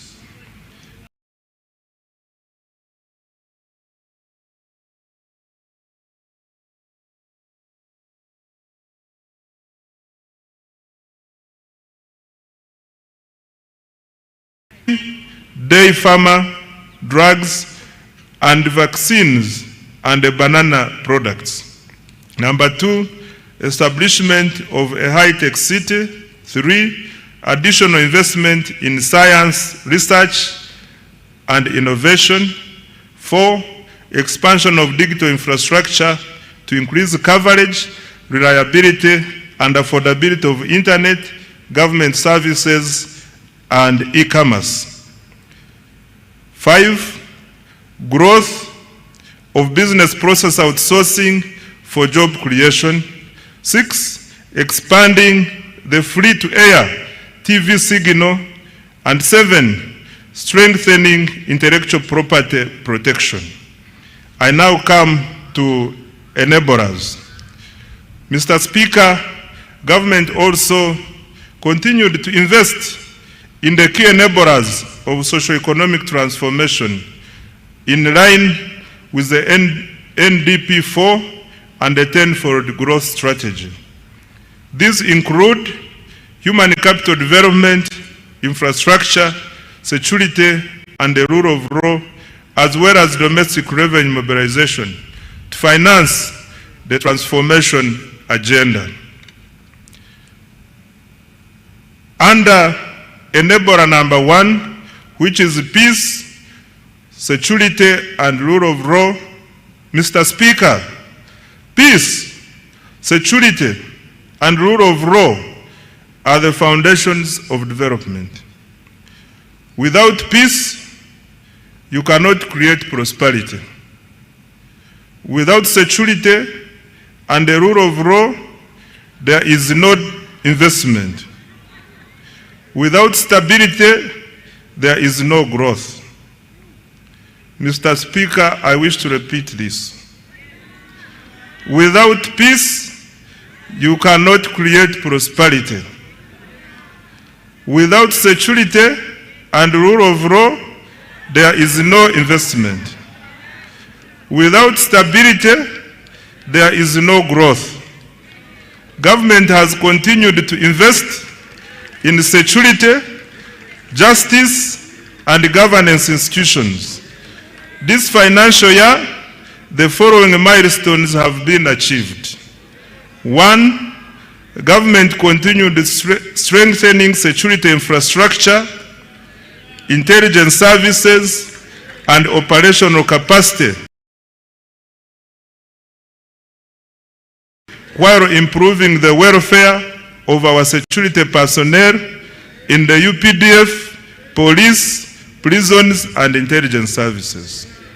2, Uganda remains one of the region's most stable countries. Despite being an election year, reported crimes fell by 10.2% from 218,715 cases in 2024 to 196,405 in 2025, reducing the crime rate from 502 to 427 per 1,000 people. 3, Uganda continued to contribute to regional peace and security through African Union and UN peace support operations in Somalia, alongside military deployments in the Democratic Republic of Congo, South Sudan, and other places. 4, the 275-bed National Referral Military Hospital in Mbuya, Kampala, is now operational. It attends to an average of 150 patients per day for services including dialysis, dental care, physiotherapy, and ENT. 5, construction of the UPDF military headquarters in Mbuya is 70% complete. In addition, over 230 housing units and new administrative blocks for the Air Force and Marines are under construction to enhance personnel welfare and operational efficiency. 6, government provided over Uganda shillings 1.697 trillion to the relevant institutions to organize the recently concluded successful general elections. 7, mass enrollment and issuance of national identity cards progressed well. The total population identified with the National Identification Number NIN is 34.14 million. Renewals 13.85 million, cards printed 14.67 million, and cards issued to the population 6.2 million. Beyond securing elections and supporting national security, the national ID has improved access to public services, broadened financial inclusion, and eased travel within the East African community. 8, cattle restocking has begun in Acholi, Rango, Teso, and Teso, targeting 16,000 households, each receiving 5 million to purchase 2 bulls and 3 heifers. To date, 2,000 households have been compensated. Financial year 2026-2027 priorities for security, governance, and rule of law are the following. Mr. Speaker, government has allocated Uganda shillings 10.21 trillion security, governance, and rule of law institutions for financial year 2026-2027, and the priority interventions include: 1, continued modernization, training, and welfare of the UPDF. 2, full equipping of the National Referral Military Hospital and completion of the UPDF headquarters. 3, strengthening of broader security, counter-terrorism, and regional peace support operations. 4, enhancing community policing, crime intelligence, forensics, and CCTV coverage. 5, cyber security and protection of critical national infrastructure. 6, improving immigration services, NIN/ID enrollment, and e-passport issuance. 7, fighting against corruption. 8, continued cattle restocking in the Acholi, Rango, Teso sub-regions. I now come to enabler number 2, which is infrastructure development. Mr. Speaker, sir, transport infrastructure is the bone marrow of the economy. It connects farmers to markets, workers to jobs, and industries to inputs, while linking exporters to regional and global markets. Electricity powers industrialization and drives economic transformation. In financial year 2025-2026, government achieved the following infrastructure development.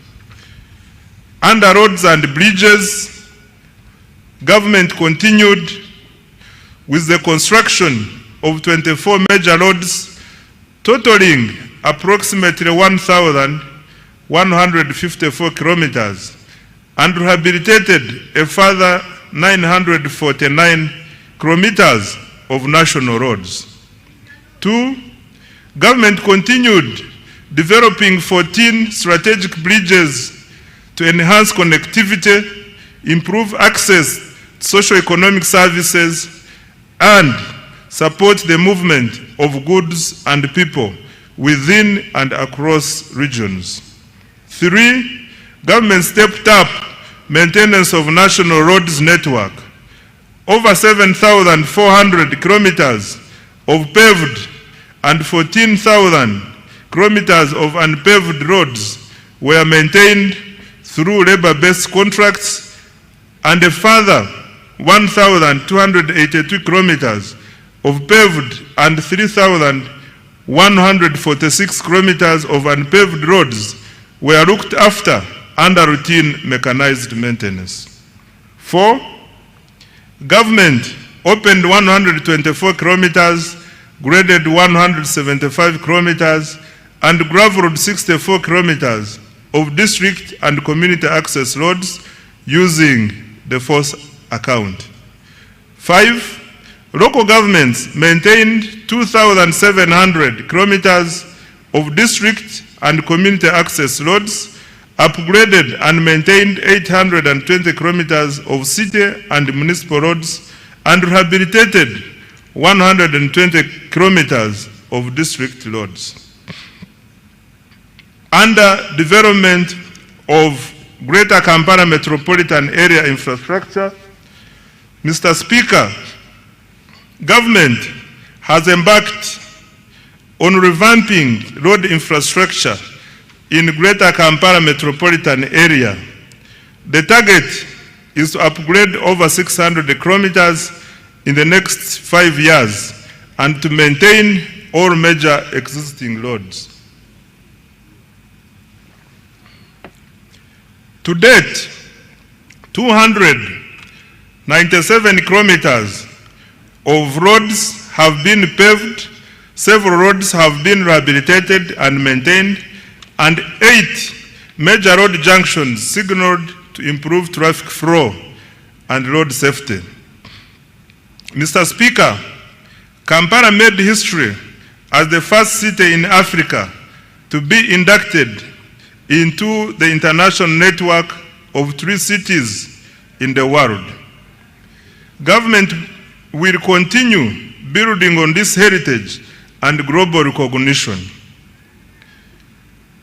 In this regard, government has prioritized implementation of a cleanup exercise involving restoration of wetlands and green spaces, enforcing integrated physical planning, including pedestrian-friendly roads, enforcing trade order, and restrictions on all forms of pollution, especially noise. I now come to water transport. Mr. Speaker, government has constructed, maintained, and operated 15 ferries to connect island communities to markets and services. The Buyende Kagwara Kabiramaido ferry has commenced operations.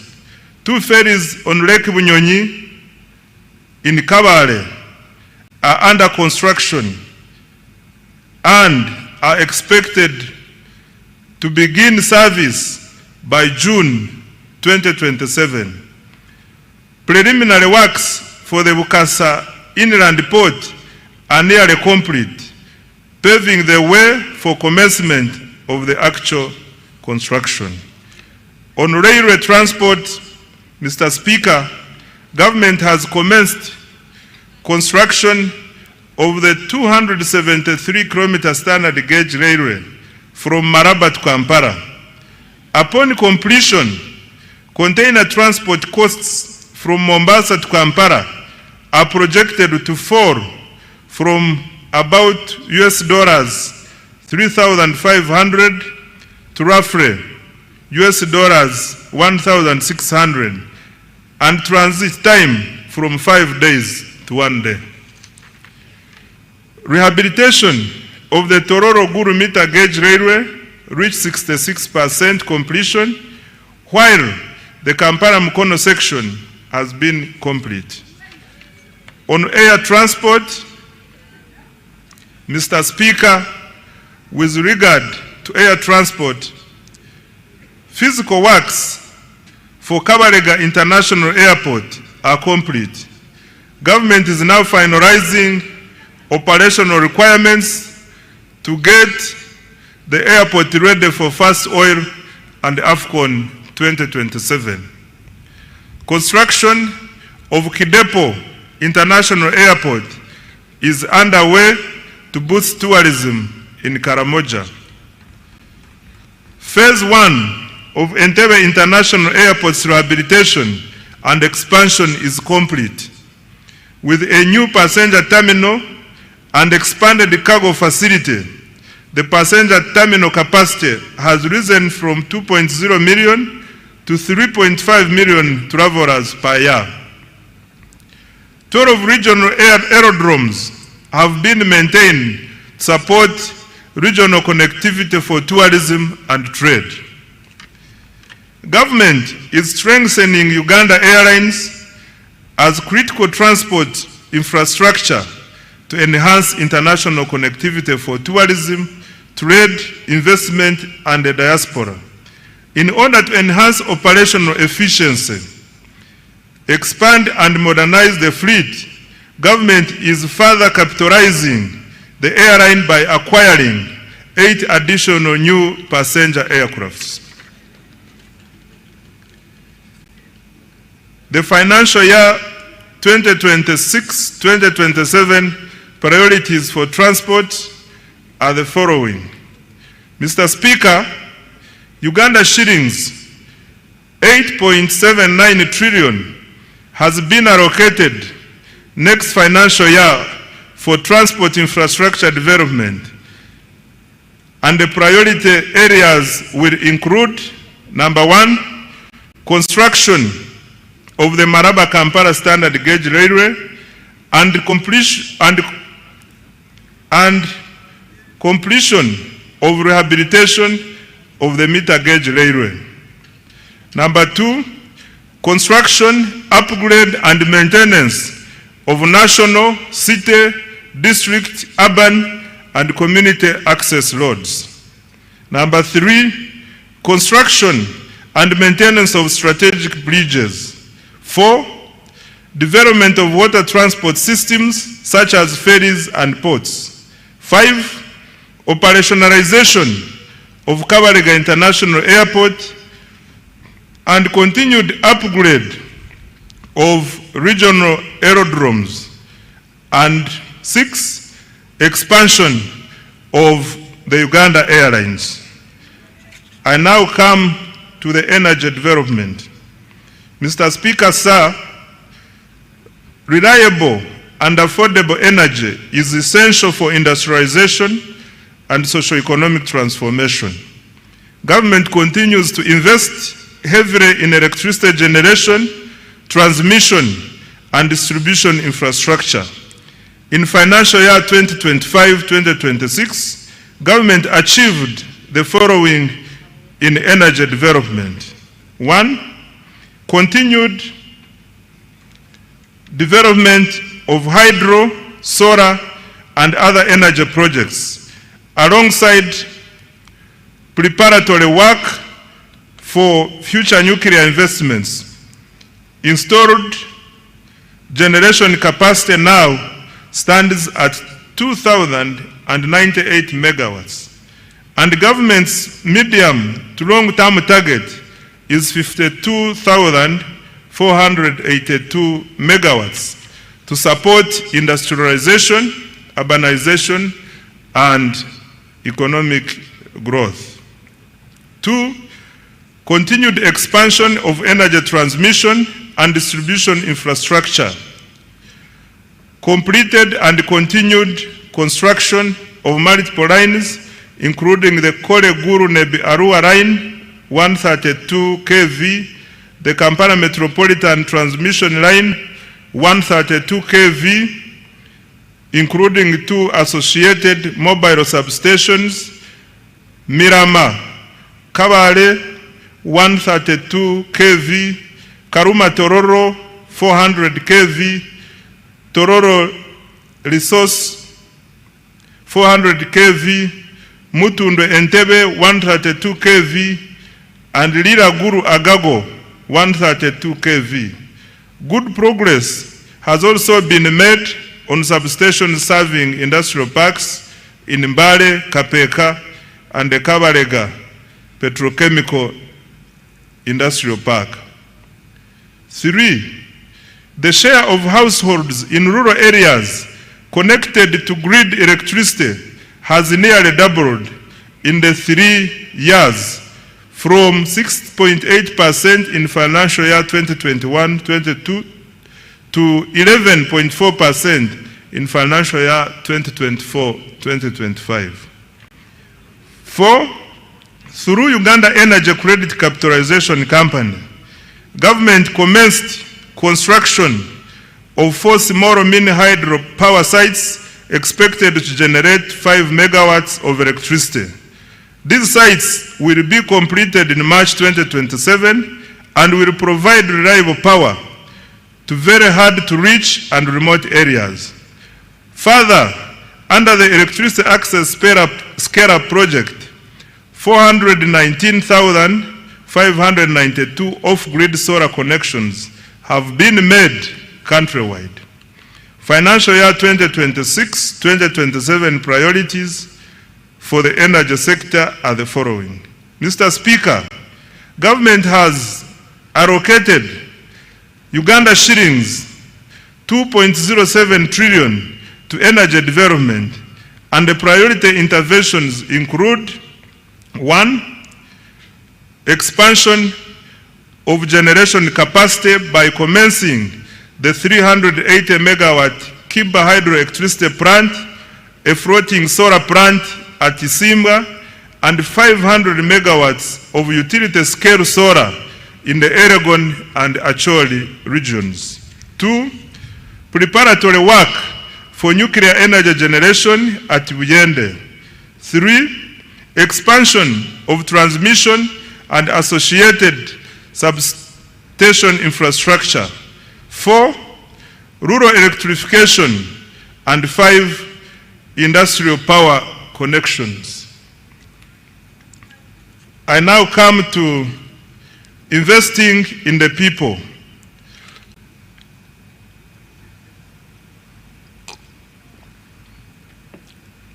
Mr. Speaker, economic transformation is ultimately about people. A healthy, educated, skilled, and productive population is indispensable for sustained growth and shared prosperity. That is why government continues to allocate a large share of the discretionary budget to human capital development, i.e. health, education, water and sanitation, and social protection. During financial year 2025-2026, the following milestones were achieved.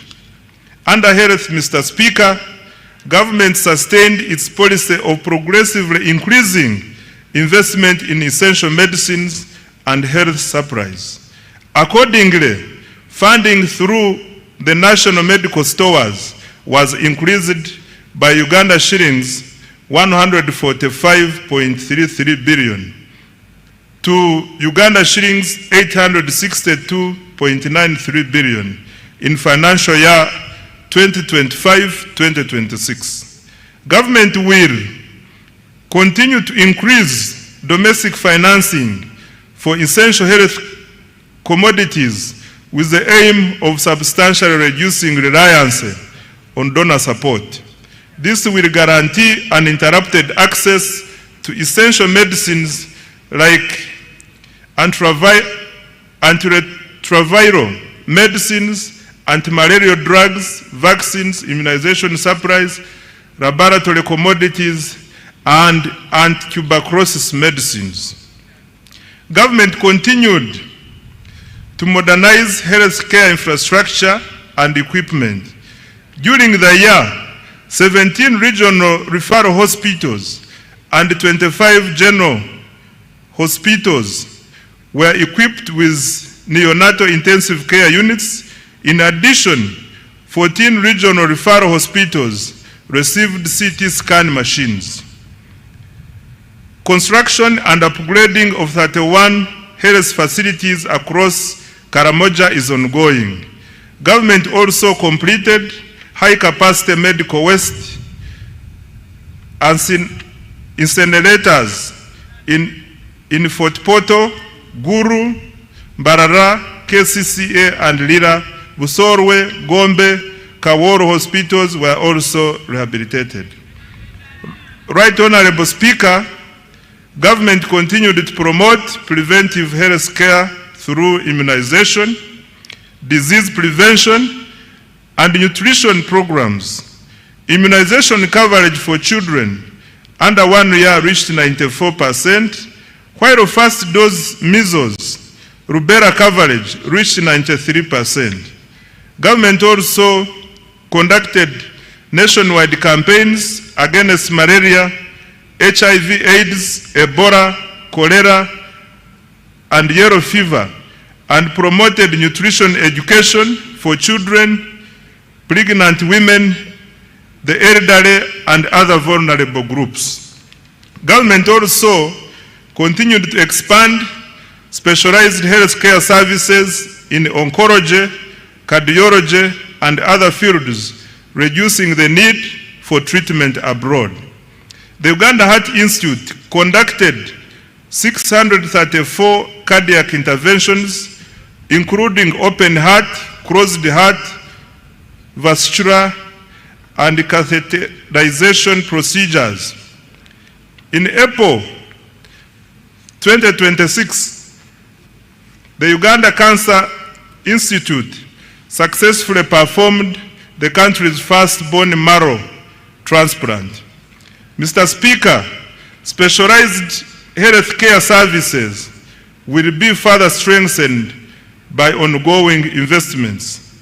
The 250-bed capacity cardiac hospital in Naguru, Kampala is 44% complete and expected to be completed by June 2027. The International Specialized Hospital of Uganda at Lubowa is 75% complete and will be completed in December 2027. Mr. Speaker, I wish to repeat this one. The International Specialized Hospital of Uganda at Lubowa is 75% complete and will be completed in December 2027. The first phase of the Nuclear Medicine Center for the cancer treatment is 95% complete with radiotherapy and advanced molecular imaging services. Phase 2 of the PET Center is 10% complete. Regional cancer centers in Mbarara, Arua, and Mbale are under construction, while the Guru Center is fully operational. Other achievements in the health sector include: 1. Expansion of the national e-health digital infrastructure to support telemedicine, health information management, medicine tracking, and monitoring of health workers' performance. Number 2, strengthening the national ambulance and emergency care system through the deployment of additional ambulances. Mr. Speaker, the priorities under the health sector for financial year 2026-2027 are the following. Government has allocated Uganda shillings 5.23 trillion for the health sector in financial year 2026-2027. The funding will focus on: number 1, maternal and child health; 2, nutrition improvement; 3, expanded immunization; 4, prevention and treatment of non-communicable diseases; 5, provision of essential medicines; 6, strengthening specialized healthcare services; 7, improving emergency response systems; 8, exploring feasible pathways towards universal health coverage. I now come to water and sanitation.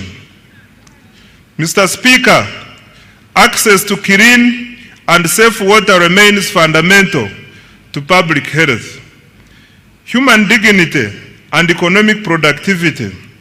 Government has therefore continued investing heavily in water supply and sanitation infrastructure across the country. Access to improved water sources continues to expand, with 71% of households now having access.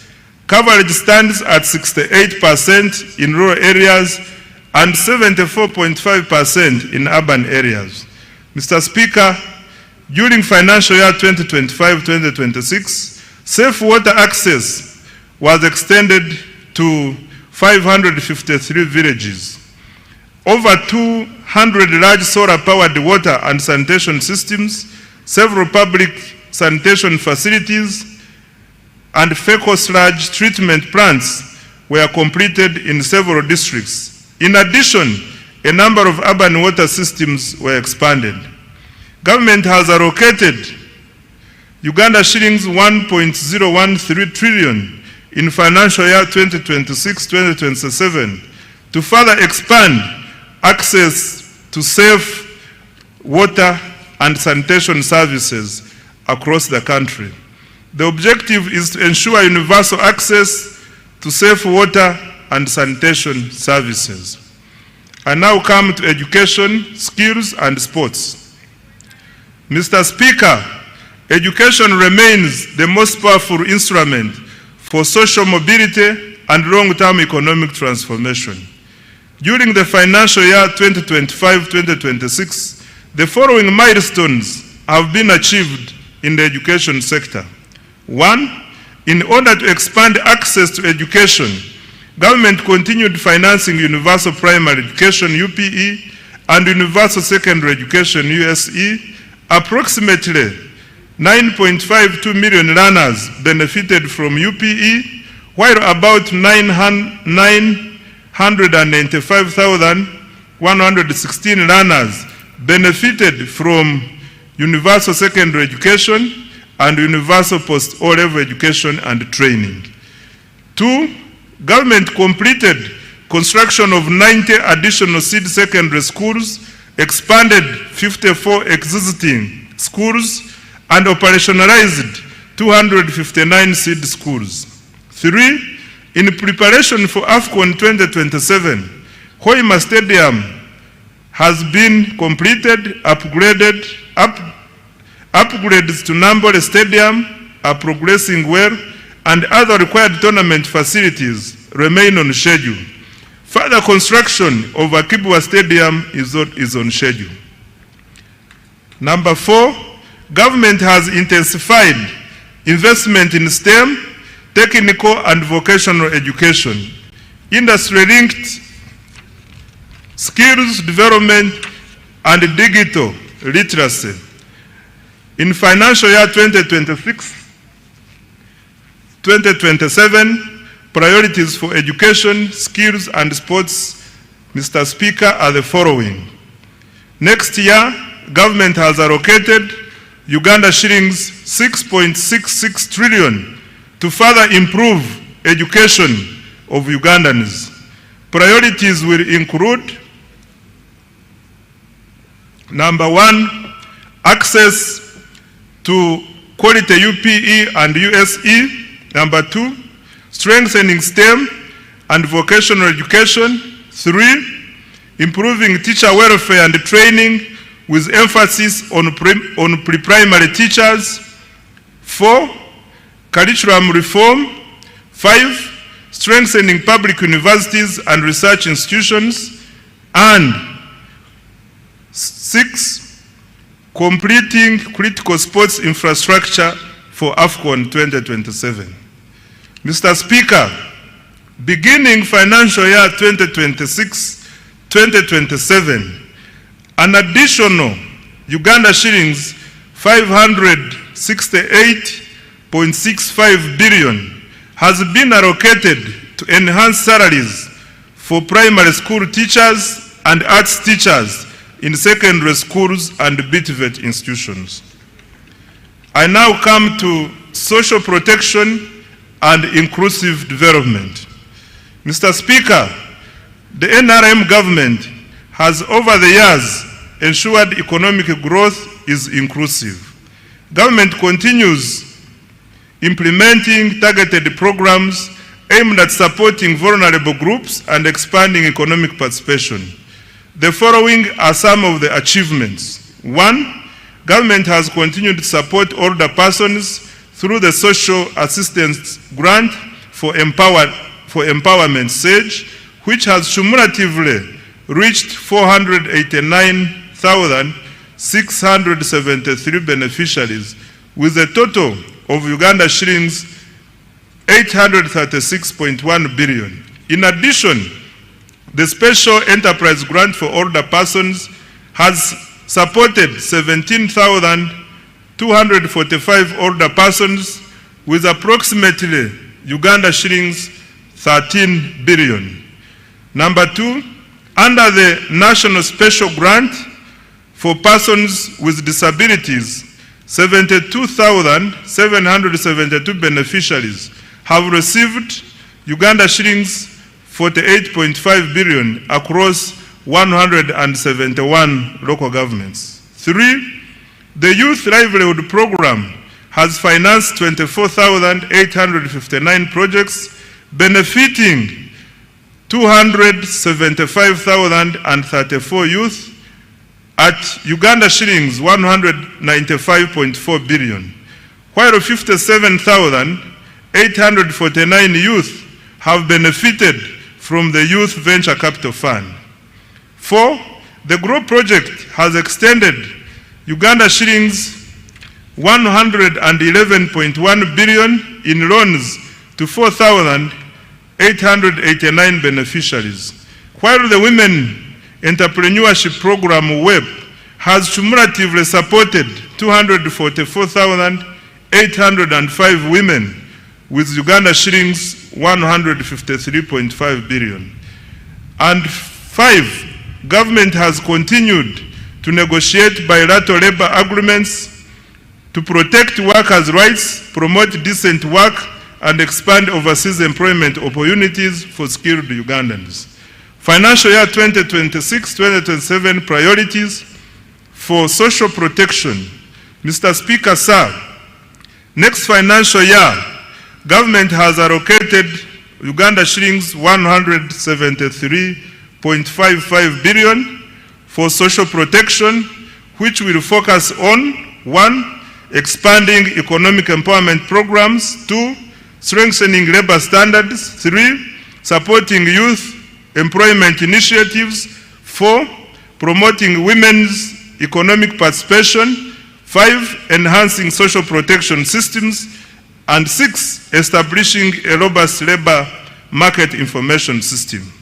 Mr. Speaker, overall, Uganda shillings 13.56 trillion has been allocated next financial year to invest directly in the people of Uganda through health, education, social protection, and water and sanitation.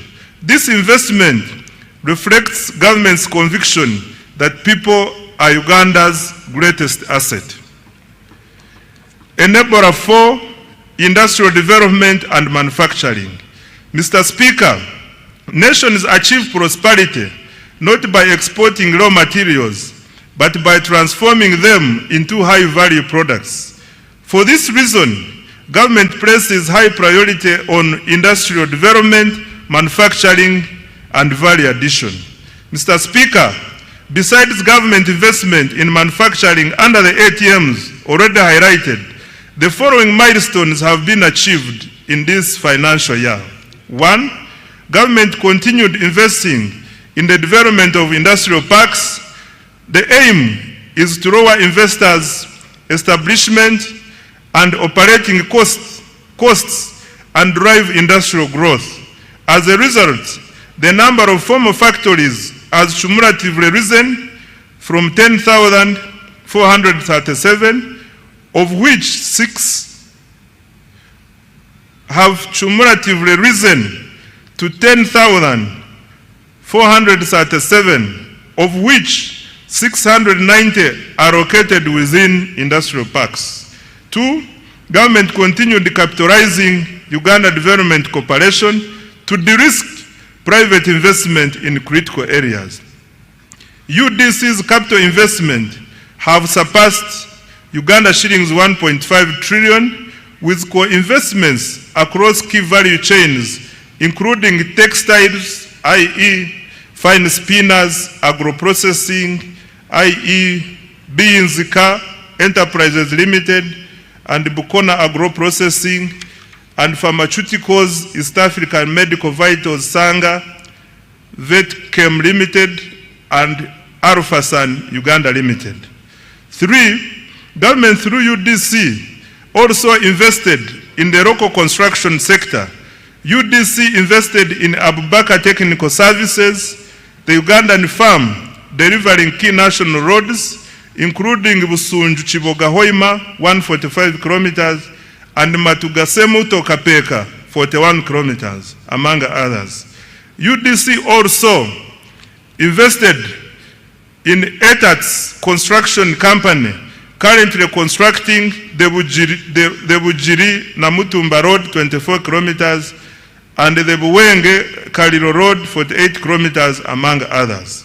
4, government completed the special economic zone at Entebbe International Airport to promote high-value exports. Several farms, particularly in the fresh produce exports and light manufacturing, are setting up operations.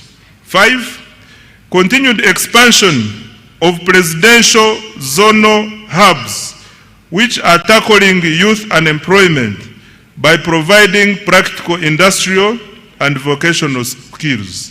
To date, 82,790 youth have been trained, and the number of hubs has grown to 28 nationwide. Mr. President, I thank you so much for this initiative. Financial year 2026-2027 priorities. for manufacturing and industrial development. Mr. Speaker, government has allocated Uganda shillings 1.03 trillion to the manufacturing program for financial year 2026-2027. Priority interventions include 1. Additional capitalization of UDC to drive industrial development. 2. Industrial infrastructure development, particularly industrial parks, including new fully serviced plug and play parks. 3. Value addition to agricultural raw materials and minerals. 4. Supporting market access for Ugandan manufactured products. 5. Strengthening the functionality of special economic zones. And 6.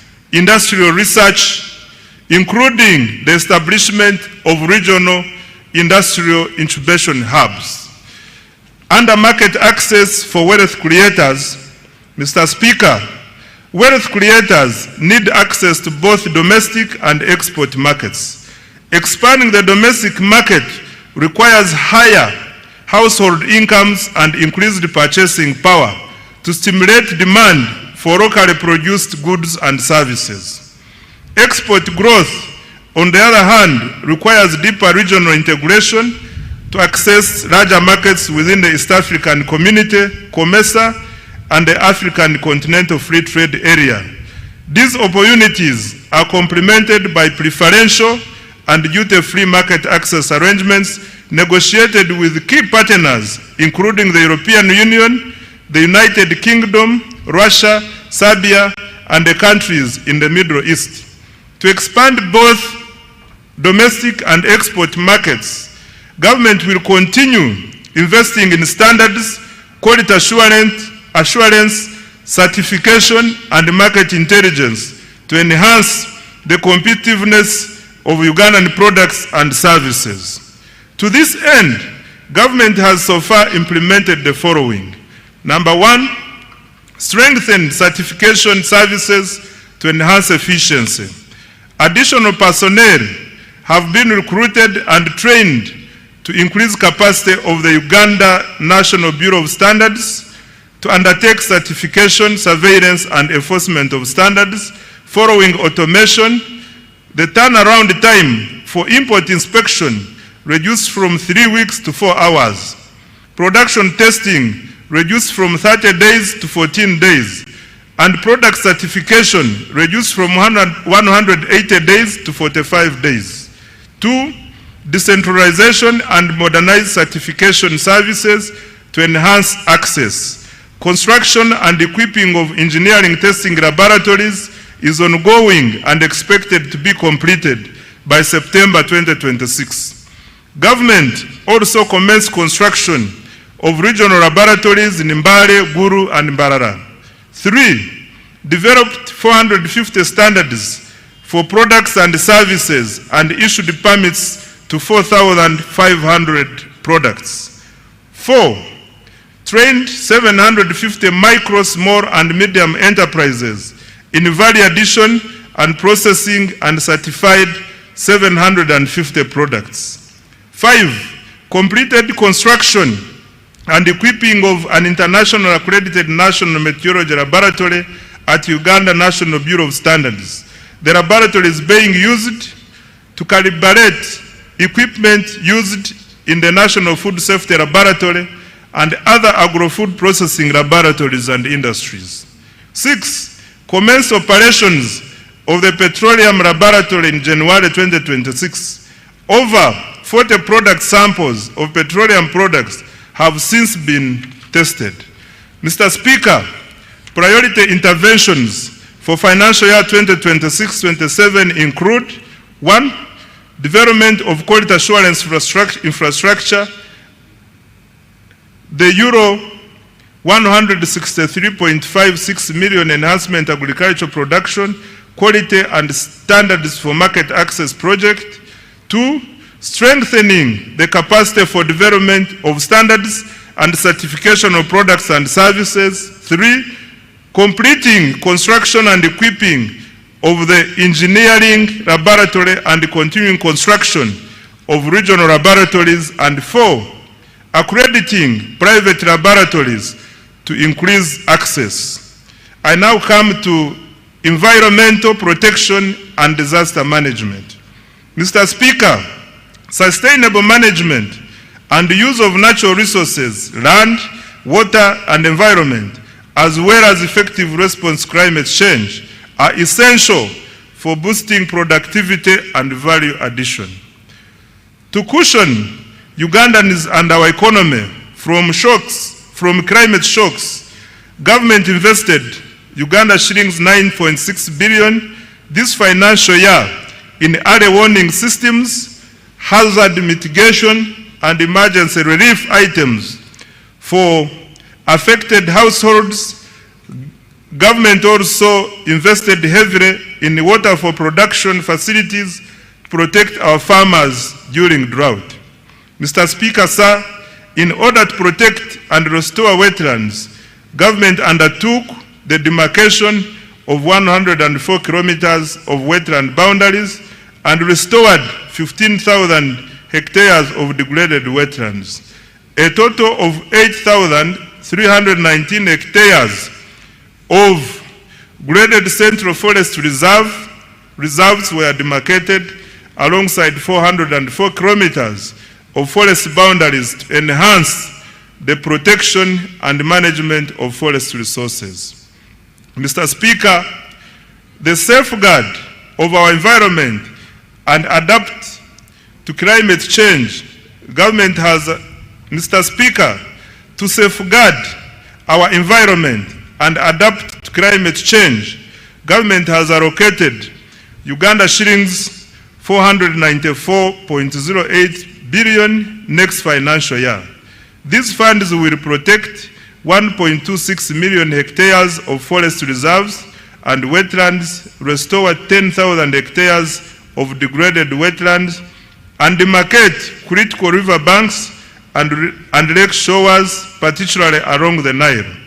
We will also upgrade meteorological services and early warning systems to deliver accurate forecasts for agriculture, aviation, and climate monitoring. In addition, Uganda shillings 361.88 billion has been allocated to the contingency fund to strengthen our national disaster response next financial year. I now come to administration of justice. Mr. Speaker, under the administration of justice program, the following achievements were recorded. 1, expanded access to justice with the proportion of districts having complete justice service points rising from 79% in financial year 2020-2021 to 89%. This was achieved by operationalizing new high court circuits now at 29 and establishing 10 additional magistrates courts now totaling 268, including in the island communities. 2, decentralization of the Court of Appeal is underway in Mbarara and Guru to improve regional access to appellate justice. 3, judicial capacity has been strengthened with the appointment of additional justices of the Court of Appeal, now 20, and High Court, now 88, along with more magistrates to reduce case backlog and serve high demand areas. 4, resolution of commercial disputes has improved. Between 2023 and 2025, the judiciary disposed of 38,102 commercial and land cases worth Uganda shillings 14.47 trillion, unlocking capital and boosting economic activity and investment. Promotion of alternative dispute resolution has been scaled up, resolving over 8,000 cases in financial year 2025-2026. Alongside nearly 25,000 small claims matters worth Uganda shillings 19.5 billion. 6, mobile courts have been deployed to hard-to-reach and refugee-hosting areas, bringing hearings into communities to accelerate case resolution and improved access to justice.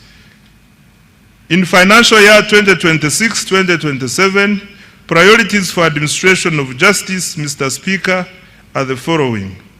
Uganda shillings 665.55 billion has been allocated under this program for financial year 2026-2027 to number 1, expand access to justice and further decentralize appellate services. 2, recruit and deploy judicial officers. 3, reduce case backlog through alternative dispute resolution and mobile courts. 4, digitize courts, case management and e-filing. 5, strengthen prosecution, forensic services and anti-corruption efforts.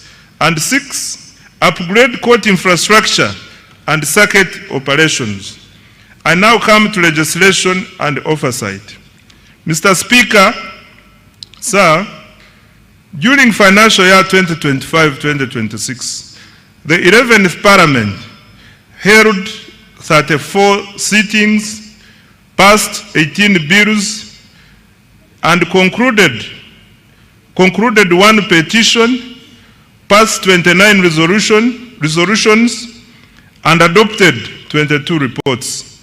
Most importantly, the turnaround time for enacting legislation has reduced significantly, and I want to congratulate the 11th Parliament upon this achievement.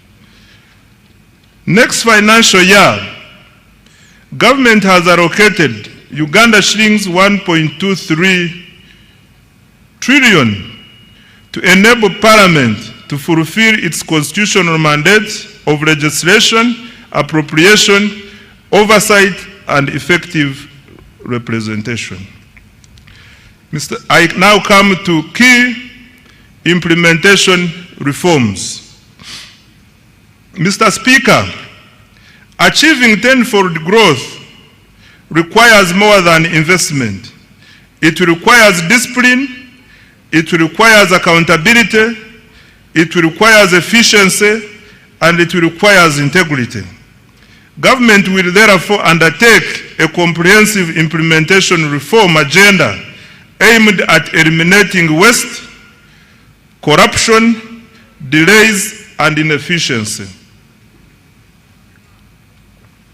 In this regard, government is implementing a cleanup. This means enforcement of the laws and regulations to ensure institutional effectiveness, leading to improved service delivery and public trust. The specific priorities in the cleanup include: 1, enforcement of budget discipline and accountability. In financial year 2026-2027, going forward, as part of the performance contracts, all accounting officers will sign a budget discipline and accountability charter, which provides for sanctions against breaches of accountability rules in planning, budgeting, and execution of public resources. 2, combating corruption through procurement reforms, digitization, strengthening internal controls and audits, and ensuring transparency to facilitate accountability. 3, continued enforcement of trade order and traffic discipline to promote safe, orderly, and livable cities and urban centers and improve the safety of public transport.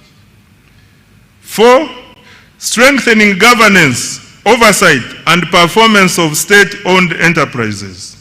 5, strengthening allocative efficiency by prioritizing high-impact investments under the ATMs and the enablers, while eliminating wasteful expenditure.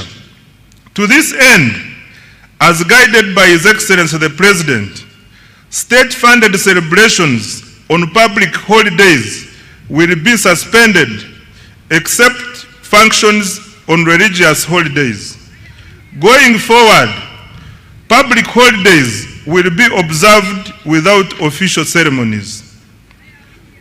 6, centralizing the management of counterpart funding under the Treasury to safeguard funding for priority projects.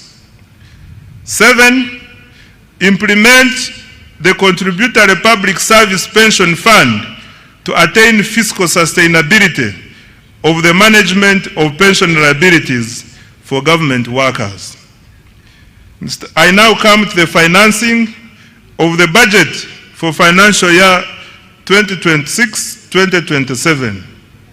The financing strategy for financial year 2026-2027. Mr. Speaker, the financing strategy for financial year 2026-2027 seeks to create additional fiscal space to finance government priorities while maintaining debt sustainability. This will be achieved through, number 1, strengthening tax administration and compliance. 2, introducing targeted tax policy measures to increase domestic revenue. 3, mobilizing concessional financing from development partners and international financial institutions. And 4, expanding alternative sources of financing, including public-private sector partnerships, venture capital, innovative instruments such as Sukuk, and listing of commercially viable public enterprises on the stock exchange. Resource envelope. Right Honorable Speaker, the total resource envelope for financial year 2026-2027 is 84,391,743,343,426 shillings. This is detailed as follows. 1, domestic revenues, Uganda shillings 45.96 trillion, of which 40.16 trillion is tax revenue, 4.02 trillion is non-tax revenue, 1.44 trillion is petroleum revenue, and 339.8 billion is local government revenue. 2, domestic borrowing, Uganda shillings 11.97 trillion. 3, domestic debt refinancing is Uganda shillings 13.97 trillion. External borrowing for general budget financing is Uganda shillings 1.22 trillion. And external financing for projects is Uganda shillings 11.27 trillion.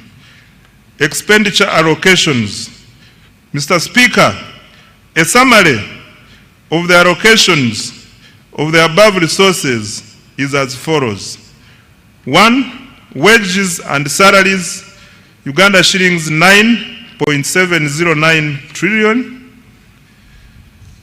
2, non-wage recurrent expenditure, Uganda shillings 33.276 trillion, which also includes operational funds for institutions, financing for all wealth creation funds, financing for science and technology investments, grants for education and health, medicines, maintenance of infrastructure, and interest payments, among others. 3, development expenditure, Uganda shillings 22.054 trillion. 4, domestic debt refinancing 13.967 trillion.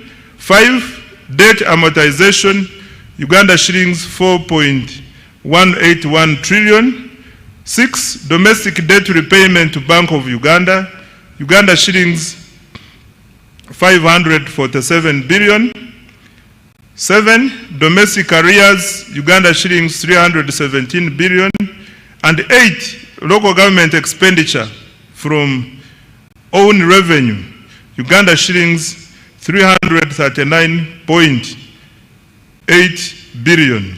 Mr. Speaker, details of the resource envelope and expenditure allocations by vote for financial year 2026-2027 are provided in annexes 1 and 2, respectively, of this speech.